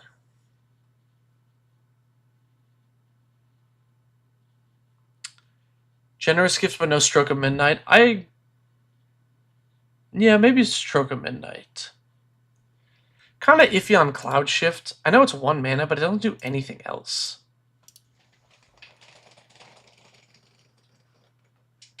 Yeah, you play Ragavan for turn 1 Ragavan. Yeah, I like... That's the thing about turn 1 Ragavan, is like it's like fine in Commander, but outside of that, eh. The thing about Solidarity is that it lets you reanimate all of the tokens. And if you have a token double, it double again. Yeah, but like, you know, do you hear what you're saying? Like, if you got a token double, you should be cooking, you know? Already. Do we also need the Renew Solidarity? Ragavan's in there to make treasures. I mean, yeah, I feel like it's just not going to trigger that often. How does it feel knowing Humility is a game? I mean, Humility is fine as a game changer. As far as cards that change the game, it sure do be one of them. I'm not, like, surprised or mad.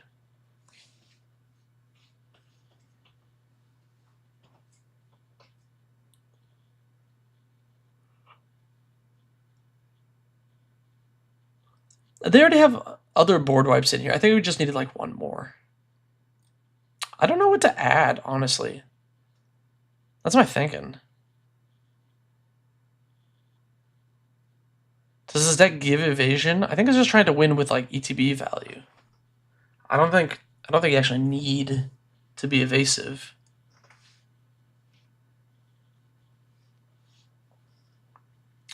Are there better mana accelerants in Boros? Almost all the initiative cards start at 4 mana. So really has to get there. I mean, beyond like 2 mana rocks? Not really.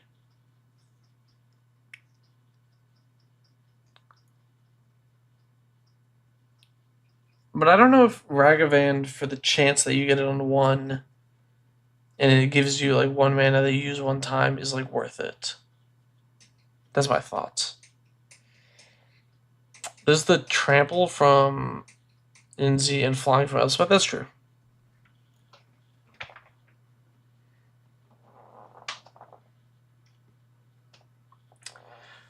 What is this deck missing? I feel like we want some like damage. Like you mentioned that you were worried about like actually closing out the game, right?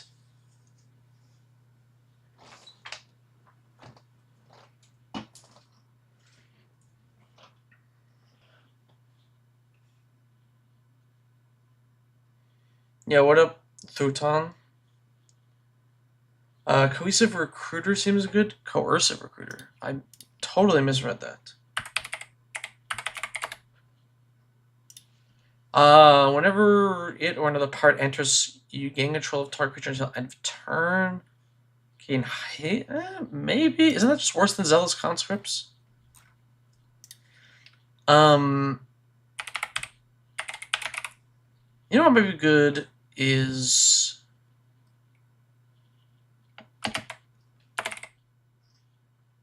Imperial Recruiter. Imperial Recruiter lets you get Jaxus, and then Jaxus lets you make Imperial Recruiters, which lets you get other things.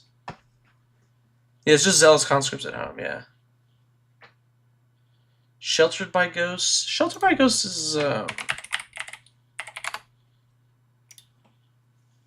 No, you don't want this one, because it's a blink deck. If it flickers, then it goes away.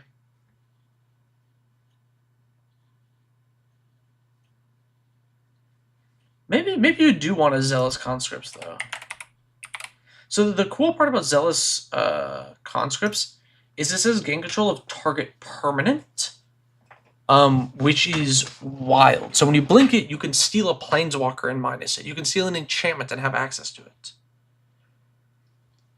Recruiter is a weaker version of what? What the hell is this card? Pteranodon? Oh yeah, that Recruiter is a worse version of this, right? You can target Balloon Man with the Recruiter as well. Yes. Yeah. Oh, you know what?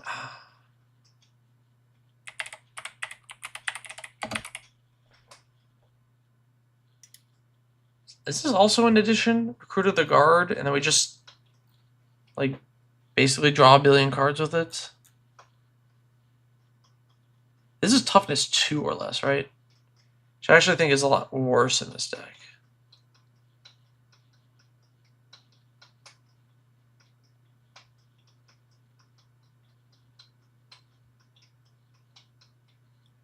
Overlord of the Mistborns.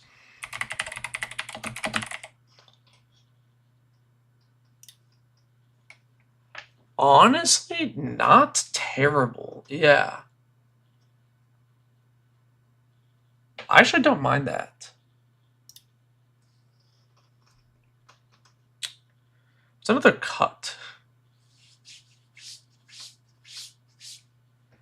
You never noticed that recruiter can target any permanent. That's yes. Yeah, Zealous Concept targets any permanent, which is like pretty cool.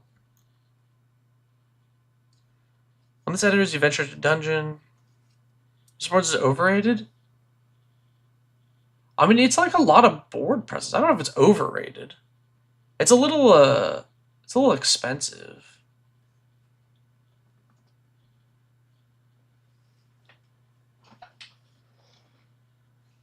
What bracket is this for? This is for bracket 2, right? You can't copy a creature that's impending because it's not a creature, otherwise the rules are great. Yes, but you know what you can do?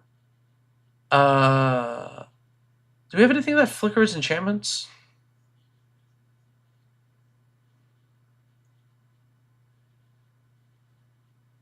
No game changers, but this is a 3-bullet. Balloon Man is way too strong for 2. Is a Balloon Man too strong for 2? That's like... I don't know if you can say Balloon Man is inherently too strong for 2. This is like a... You get 1 ETB out of it, and then it dies to a board wipe, right? The monk equipment from Tarkir is like $15. Yeah, I don't think Balloon Man is like inherently bracket 3. I don't think he's that powerful. This is a very, very fair Magic the Gathering card. It literally does nothing by itself. You have to have something else, and then that something else's level of power determines his level of power.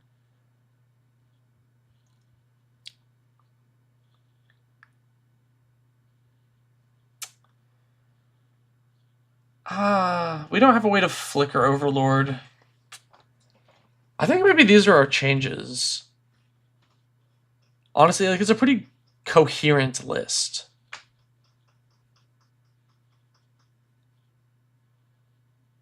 You think this deck is too strong for bracket 2? I don't know. Maybe.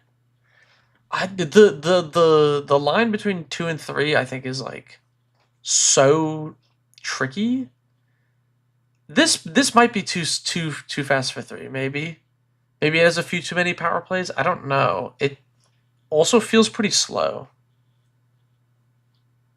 This deck is back at 3. Okay.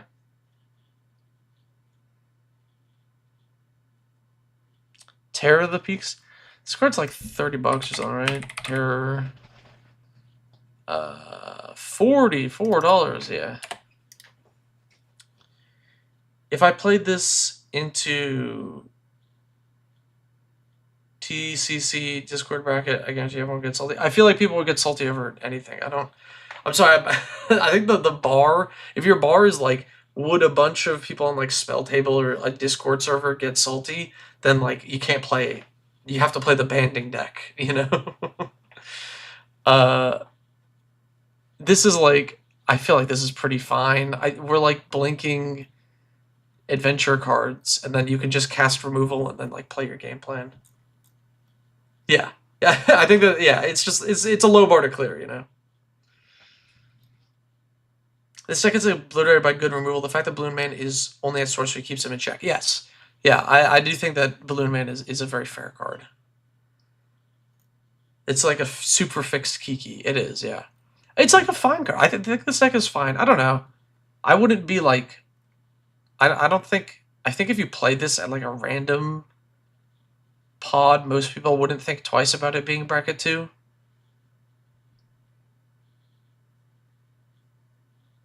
You think it needs Shriekhorn? We could add Shriekhorn to the deck. Yeah, that could be good.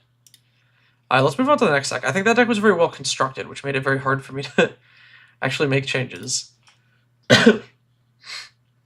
Alright, we got Pet That Dog Boros Super Friends by Leon35. This is a fun deck idea that I think is difficult to do. What is Zurgo? No, that was the other Zurgo.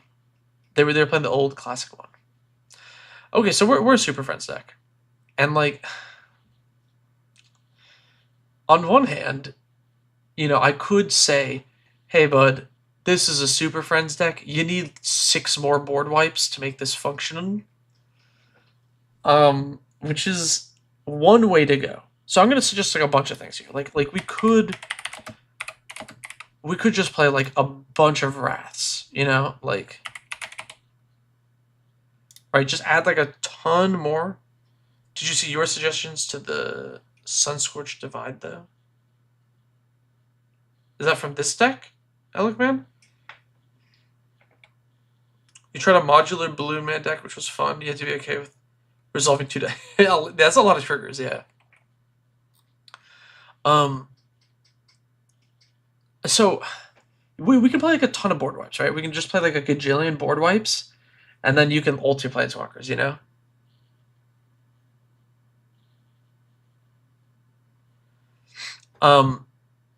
Which is one way to go. The other way is we can play like Spectacular Showdown and like Disrupt, Decorum, which is really funny with Jessica because you can goad things and then like plus it, and then also, you know, if you goad things and they can't block, then Yoshimaru gets in there. 19 planeswalkers. I mean, it's a Super Friends deck. It's, you know, that's kind of how these things go. So I would say I think you need either like a goad package or just like more board wipes. Norn the Wary is funny for Yoshimaru. That's fine. This Kellen is really bad. I know it's a 1-mana legendary thing, but it's really bad. The hell is Silver Shroud costume? Flash enters, attach, gains Shroud until end of turn, and then unblockable. Interesting.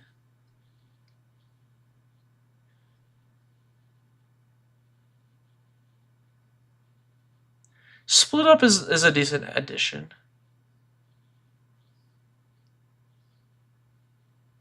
Yo, what up, Clippy? Just finished the podcast. Oh yeah.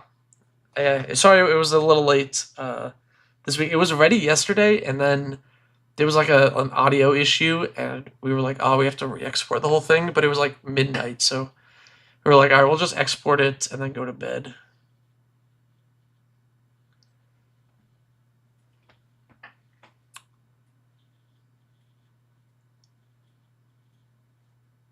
Silver Shroud is sick. It's like a Whisper Silk with Flash. It's kind of neat. There's 3 Zurgos and Martyr colors. Yeah. I actually really hate this. I talked about this on the podcast, actually, where I'm like, I don't like it when they make Zurgo 1, Zurgo 2, Zurgo 3, Zurgo 4. It makes it hard for me to keep track of like what they actually do.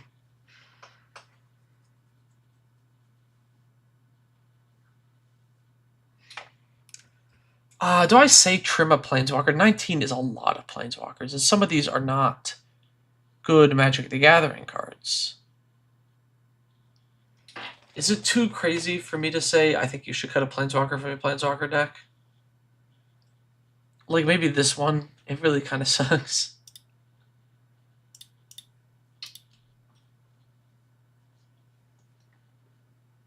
Rograk doesn't need to be here. I agree. Rog probably doesn't need to be here. It has like, I know it's just a free trigger of Yoshimaru, but it is kind of meh. But the mini version is the same. They can do a they can do a into the Zurgoverse. Zurgoverse.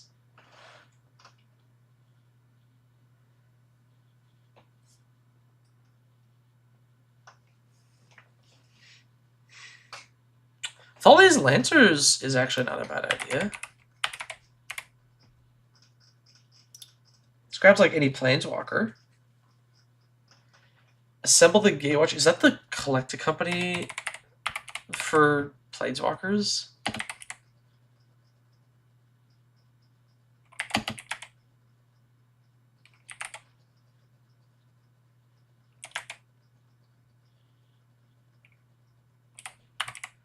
Is it not assemble the Gatewatch?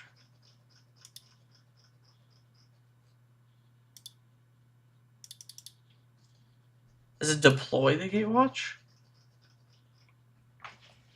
This card's really bad. He comes with an 0-4, he's not that good though. Isn't there getting an enchantment thing for planeswalkers? Yeah, it's deploy the Gatewatch.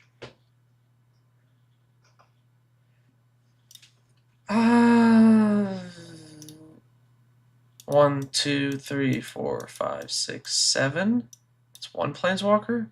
1, 2, 3, 4, 5, 6, 7. That's two planeswalkers. 1, 2, 3, 4, 5, 6, 7. That's two planeswalkers. I mean, I don't know. Maybe it's worth 6, 7. That sucked. 1, 2, 3, 4, 5, 6, 7. That sucked. 1, 2, 3, 4, 5, 6, 7. That's 2. I mean, maybe.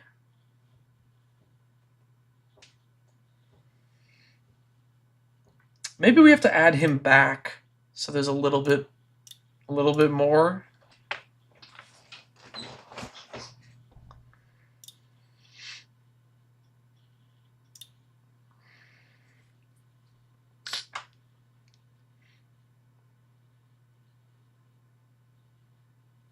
What do we cut though?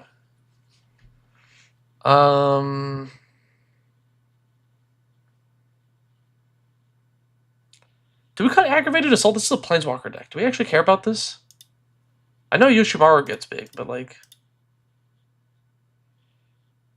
Gatewatch Beacon? What the hell is a Gatewatch Beacon?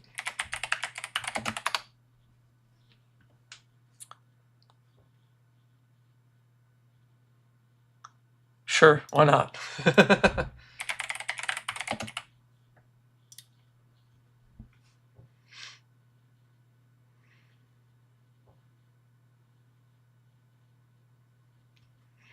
Need some more cuts, though.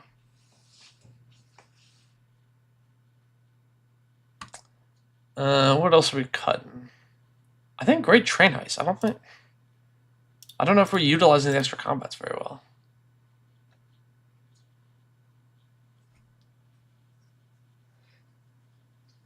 Target should get... Yeah, same thing here.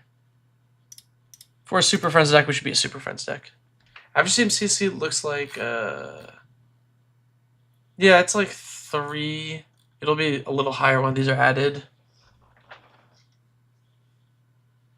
Zek is trying to be aggro with Yoshi, but who's hanging back and protecting all the walkers? Yeah, exactly. That's why I think we cut these like extra combat things and you actually use this as a defender, you know? I think we just cut these and then lean heavier on the Gatewatch plan. Whoops.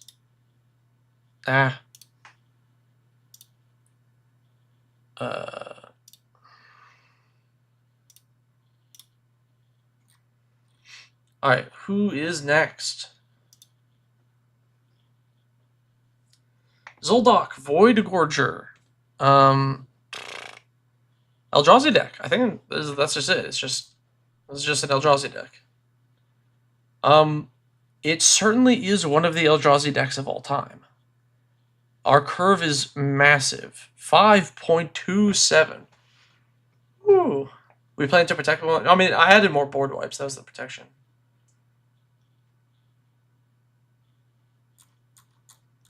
Yeah, 5 as the average mana cost here is crazy. And you know what I'm not seeing? I am not seeing enough mana. There's no Thran Dynamo? There's no Clock of Omens? Clock of Omens. Thran Dynamo. Oh, is it already in here? I might have missed that. My bad.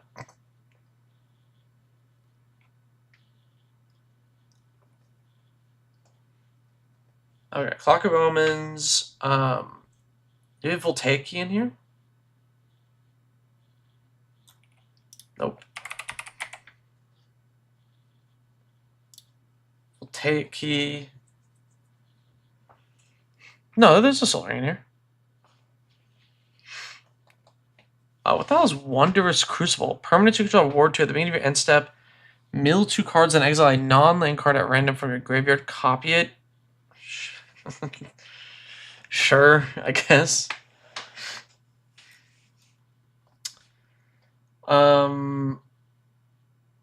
What's our mana base looking like?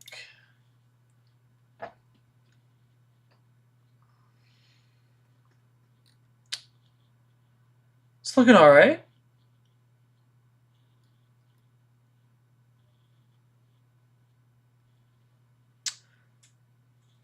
Oh, chat, you want to see something really funny? If I go to EDHREC and I type in Urza's Tower, it's in 105,785 decks, right?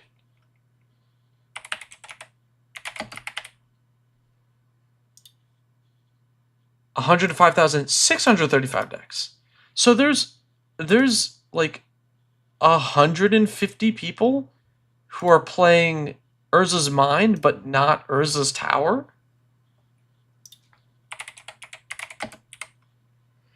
And if we go to Urza's Power Plant, it's another different number. So there's like some amount of people who are just playing like 1 or 2 of them in their decks. Just because. Isn't that funny? 37 lands? I think 37 is fine. Fine for this, because there's a lot of mana sources. Partially constructed, it has to be a full deck to be on EDHREC. Does Arcane Signet even work in this deck? Actually, I think it might not. I think this is actually literally a nothing card. Oops, I didn't mean to do that.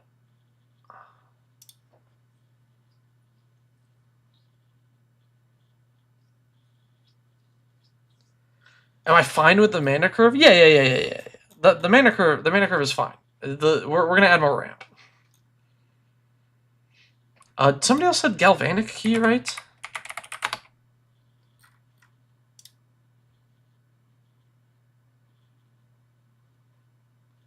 What's the other key?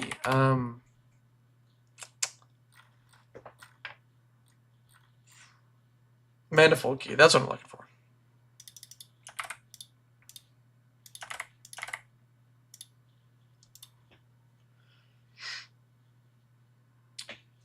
Yeah, Arcane Signet is pretty useless here, so we need a different 2-mana rock. It can just be it can be Everflowing Chalice. Oh, is it already in here? Crap. What's another 2-mana? Quick, somebody. What's a 2-mana rock? 2-mana ramp spell.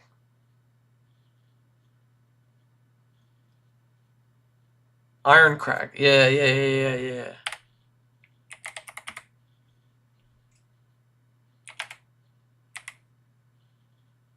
Is it the Iron Crag?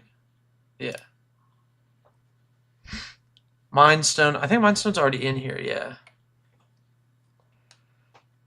Thought Vessel is also already in here, yeah.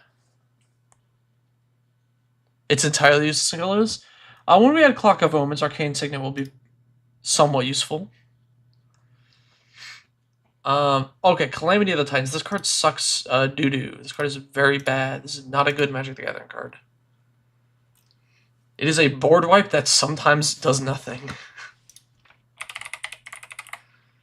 I think it's way better to just play Oblivion Stone.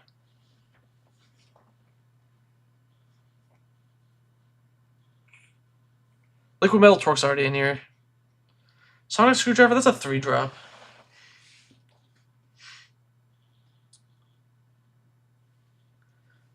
This is a Not of This World deck. They already got it, though.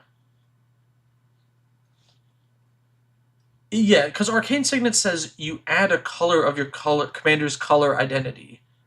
In which case, what is the commander's color identity? Nothing. There's no color. Same with the command tower. Command tower doesn't really do anything here. Wait, does Nykthos do anything in here? Nykthos also does nothing. It's just a colorless land. I mean, I guess it's untapped, so it doesn't matter, but like...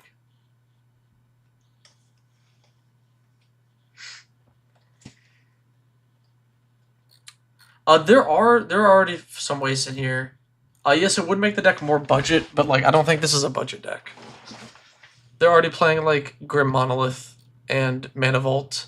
I don't think they care to swap Nykthos for a waste.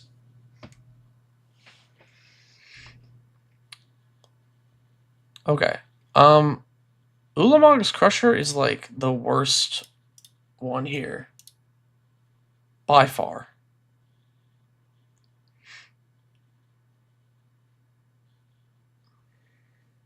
Semblance Anvil? Semblance Anvil's maybe. Casual Metalworker? I mean, there's 25 artifacts, so the Metalworker is like fine in the list.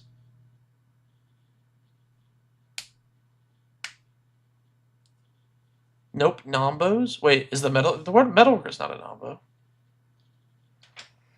I think this card sucks.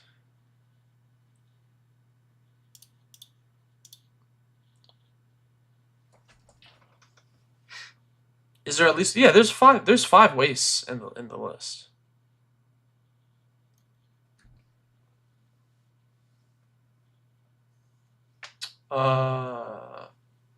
Is a must for this commander. What is this card? Abstruse. This.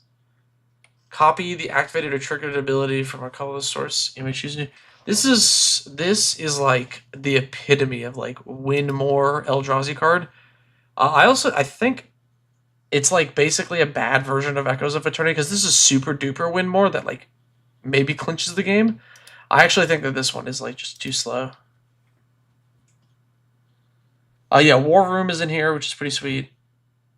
I just need to find one more cut. And then I think this deck's good. Maelstrom Colossus?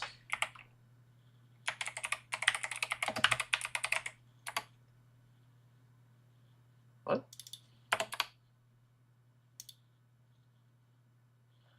I mean, yeah, it's okay. It's probably just gonna hit a rock, though. Urza's Cave is already in the list.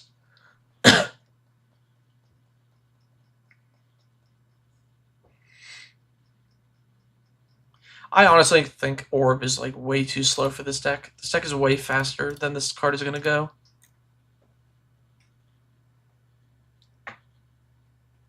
Cut Soul Ring for the funny. I think... I don't think I will be doing that. I think these are my changes.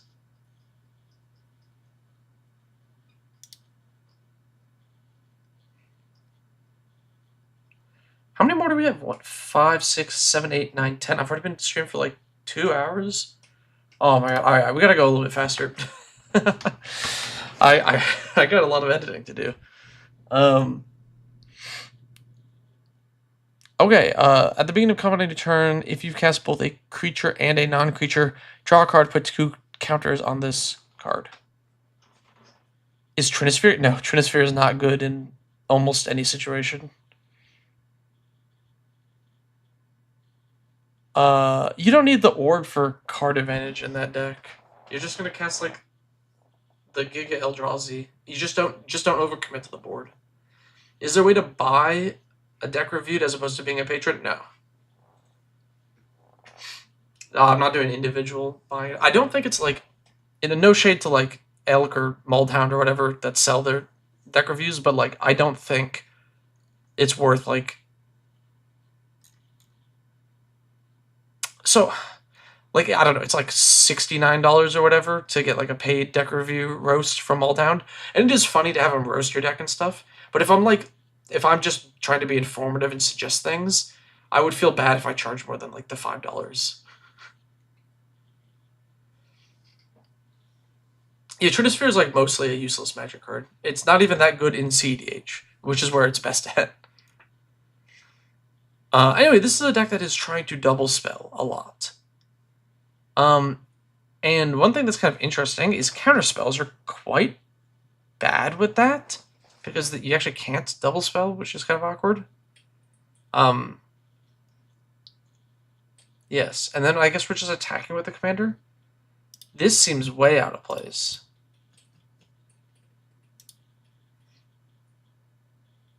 Yeah, elks are only $25. Mullhounds are like 69. And like he does it because it's like, I mean, like, you know, people seem to like it enough. But I don't know. I would feel bad if I personally don't think my advice is worth more than $5. Corey Steelcutter is actually a good suggestion for this deck. It is unfortunate the card is like $15 right now.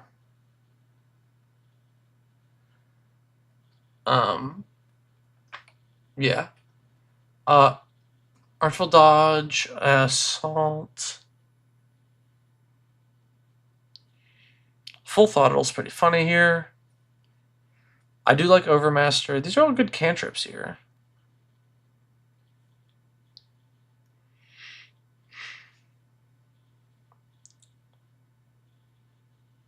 Yeah, for him, they're selling out like instantly, yeah. When a card does its best in high power, but then it's even mediocre, you know the card's mid, yeah. Hoist Steel Cutter, yeah, reprint, reinterpret? Reinterpret? That's a funny card. I don't know if it's good here, though. Because it's at the beginning of combat on your turn, so it doesn't actually work with the commander. It was $50, but I think it's 25 before that. Mention having some brews on Architect. What's your account name or deck name so I can look on? I'm just the Trinket Mage on Architect. I actually think I'm also like a.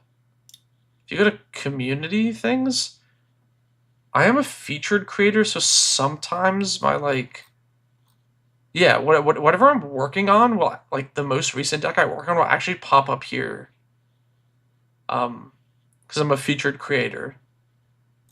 This is not like a sponsorship or anything. They don't pay me. It's just I pop up.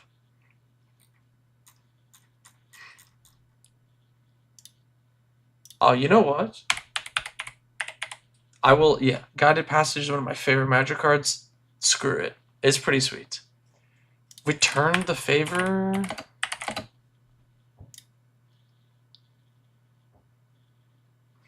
But you don't want to be copying a different. You want to cast a creature and then a non-creature. Supreme Will is not a bad idea. Return the Favor is good. I just don't think it's good in this deck. I like Supreme Will here.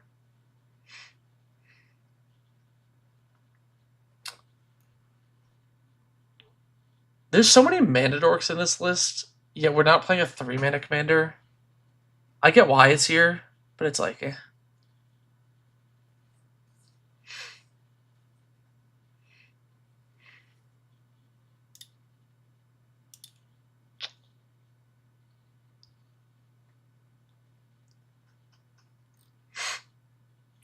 Rattleclaw Mystic. Man, these 2-mana dorks are still on curve for what the deck wants to do. Man, this is tricky. I think I don't want to go down too many cantrips. But maybe we cut some of the weaker ones. We have no fetches, right? So that makes this brainstorm a lot more awkward. Put in some omens and adventures. Maybe. The omens are annoying because they shuffle back into the deck, whereas the adventures do get to trigger your commander all in one card. But I think this deck should be triggering his commander pretty easily. Well, what's a good adventure that would, like...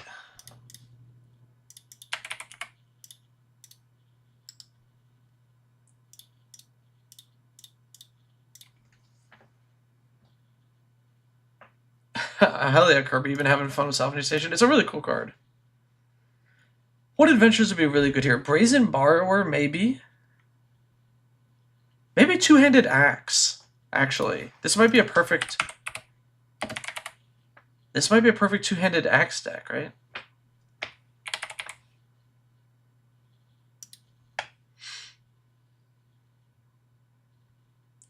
Confounding Riddle is almost better than... Is Confounding Riddle better than Supreme?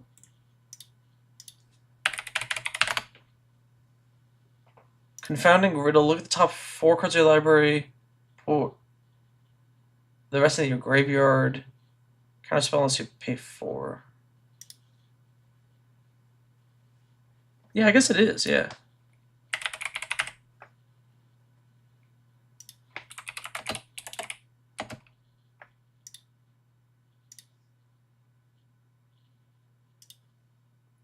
Just booted Grixis deck. First time I actually wanted to build in paper in a long time. Oh, hell yeah.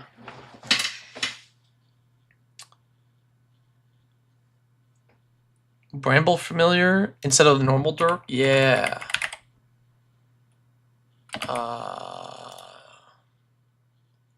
And then you just cut like Boreal Druid or some crap.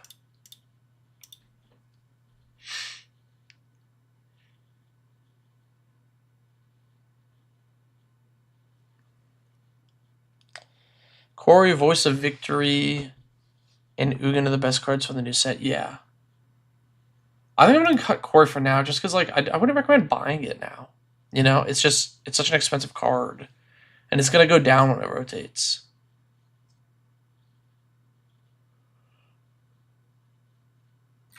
Our curve is also really low. I actually think, I don't usually say this, but I think we can go down a land. I think you just like cut a forest, you know?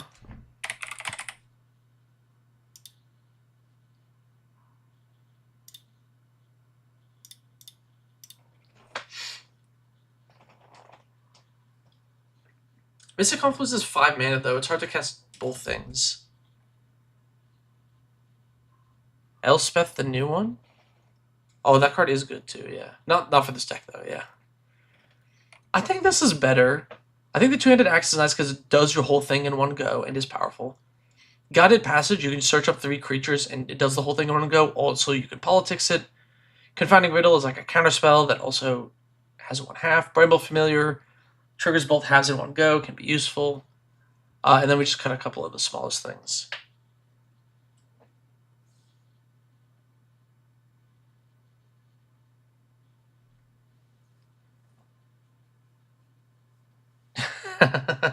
Yeah, sorry to the Lorax for cutting the forest, but we're going down one.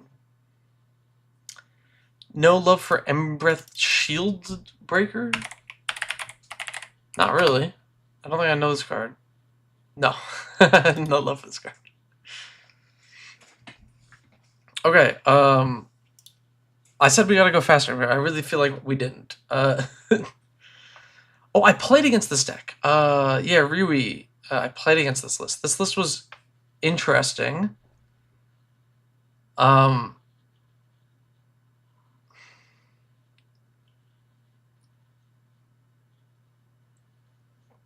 Curfew. Each player chooses a creature they control, return to hand. It's a funny card.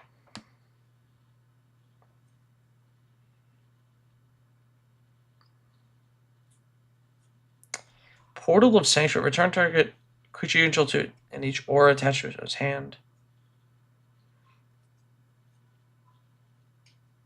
How do I go about making a theme deck not fold against the slightest gust of wind?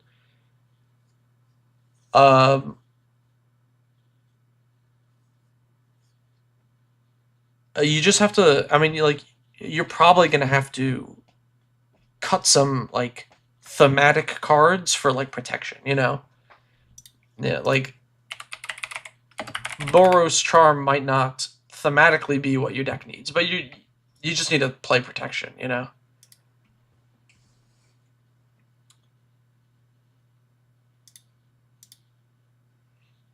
I think 1 mana destroy 1 target artifact is pretty narrow. And the problem with this one is, let's say I wanted to double spell to trigger my commander. If there's no artifact in play, I can't do the sorcery half. So they're like, this is, there's like a theoretical it's a dead card scenario, and then the 2-mana 2/1. I know it triggers both halves of the commander, but like it's literally a 2-mana 2/1. It's not even a bear. I don't know. It seems really low impact. It's 3 mana for a dog. I don't know.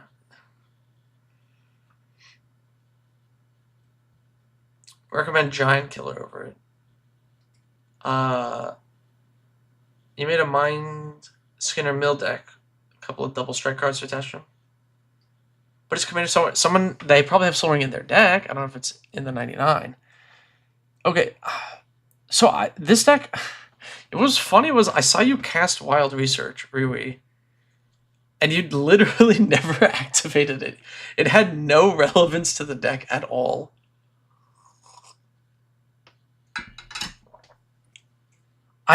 I feel like you would need to completely overhaul the deck to make this worth it. You know what I'm saying? Like, I don't think this is like it's funny, but I think it's like straight up worse than like Faithless Looting in this list. Yeah, what up, Matthew? Yeah, I'm going a little longer than I had anticipated. I gotta pick up the pace here.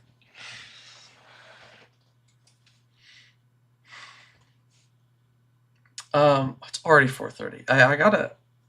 I might have to just. I'm gonna stream more tomorrow, so I'll probably just do that. How does the bracket system look at tutors? Man, I can't tell. I couldn't tell you. I talked about this in the podcast too. Like, you can like crop rotation, game changer. Even though all the good lands that you would want to get that would be too powerful for maybe some casual pods are already game changers, but like Steel Shaper's Gift, tutor for Skull Clamp. For Skull Clamp is bracket 2? That doesn't make any sense. Am I crazy? Yeah, I agree, Rui. It's funny, like it would be funny to have Wild Research work in this deck, but it literally doesn't. I saw it in action, and it didn't do anything. Gamble is still funny. Gamble is actually strong, though.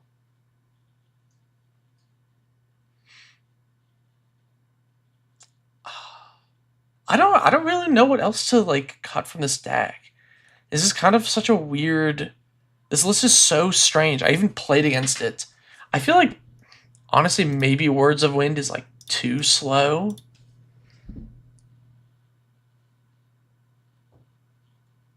Maze's End. I mean, yeah, you can crop rotate for like Maze's End, but like that doesn't do anything unless you literally also have everything else for Maze's End to win.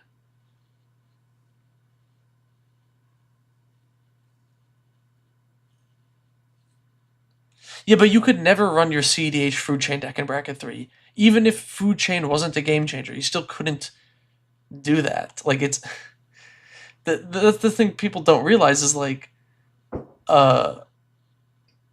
you can't go like, oh, I'll have no game changers, my deck will just be really strong. It's still not a bracket 3 deck. It doesn't matter. We talked about this on the podcast. You can hear what a Snail Elk had to say about Skull Clamp being a game changer.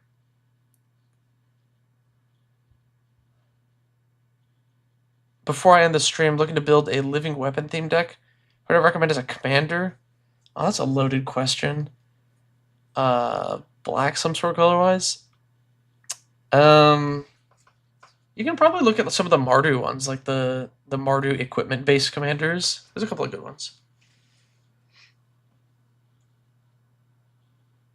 It's effectively... But who cares if you have 2 copies of Maze's End? This card isn't that scary. It's fine. This is like I haven't lost to a Maze's End in Commander in like 100 years. It's like totally okay. Bizarre Baghdad is also not a game changer. All right, let me finish talking about this list, and then I gotta run, and we'll review this more. I'll do more deck reviews tomorrow. Dude, Rui, I have no clue what else to add. This deck is so strange. It's like Pseudo Storm. Um,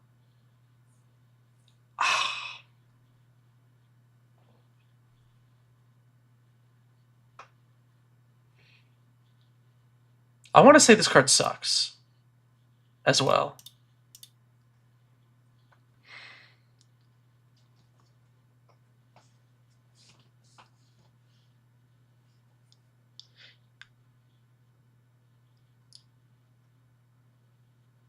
You need mutate targets.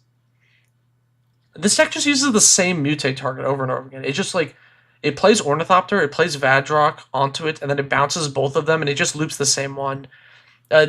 Dude only had like 2 creatures for the entire game and was able to just reuse those.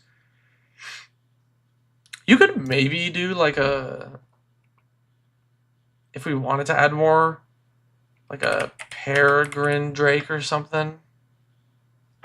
Peregrine Drake? There. Could do a Peregrine Drake.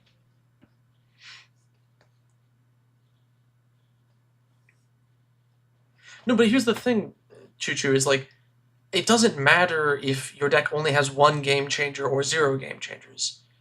If it's far too if you have 0 game changers, but your deck is like 90% to chance to 3v1 precons, it's not bracket 2, even if you have no game changers. It doesn't matter, you know?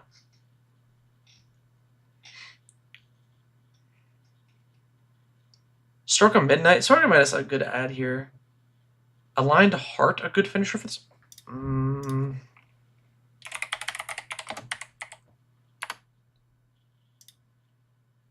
Whenever you cast your second spell, you try to put a rally counter on this enchantment.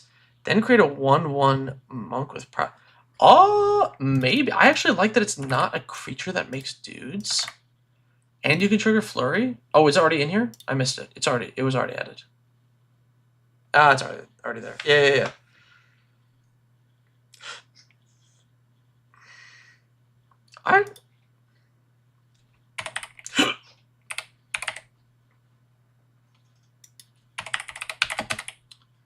Stroke of Midnight's actually not a horrible ad either. Maybe you just want a little bit more removal to slow down the game for you to like get your engine online.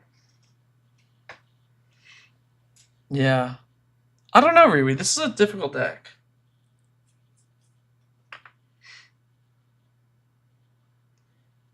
Is there something funny, instant speed mutate onto... I don't know, maybe? Riri, I think I want to take a look at this list again at some point.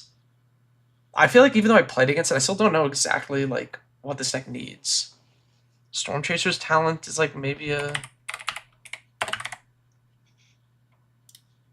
Storm Chaser's talent's $20? What the hell? Why? That's lame.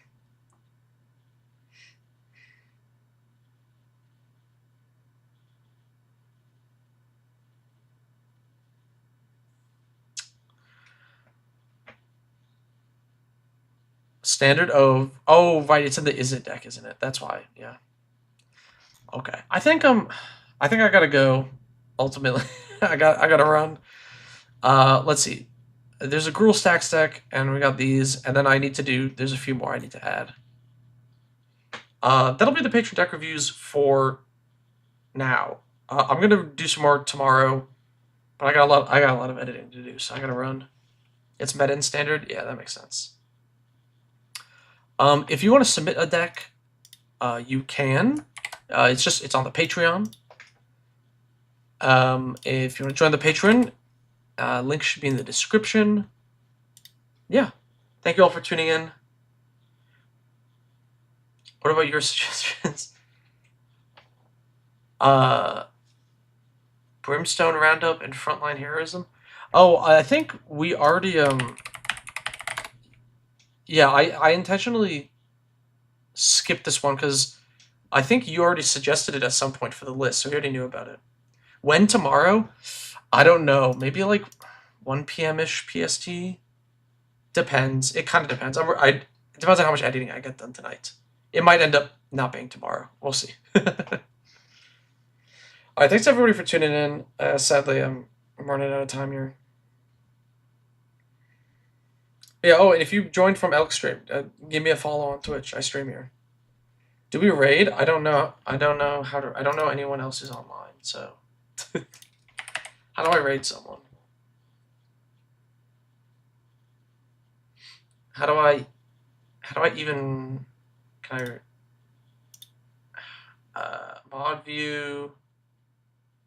Chat settings. I don't know how to raid. How do I raid?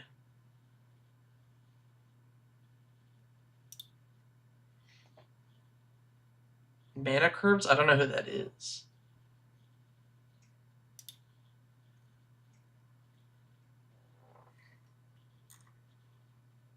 I could raid a random. I could raid a random Magic the Gathering channel. Magic the Gathering. Whoa, Meat Canyon is streaming Magic the Gathering? That's cool. I don't know how to raid, so I think I'm just gonna skip it.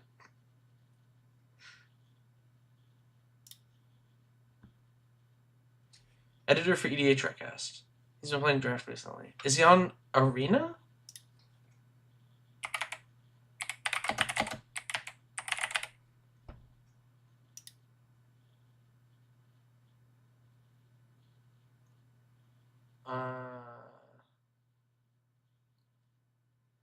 I don't see it. I don't know how Twitch works. I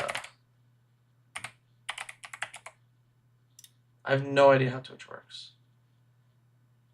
Oh, there we go. I just found him. How do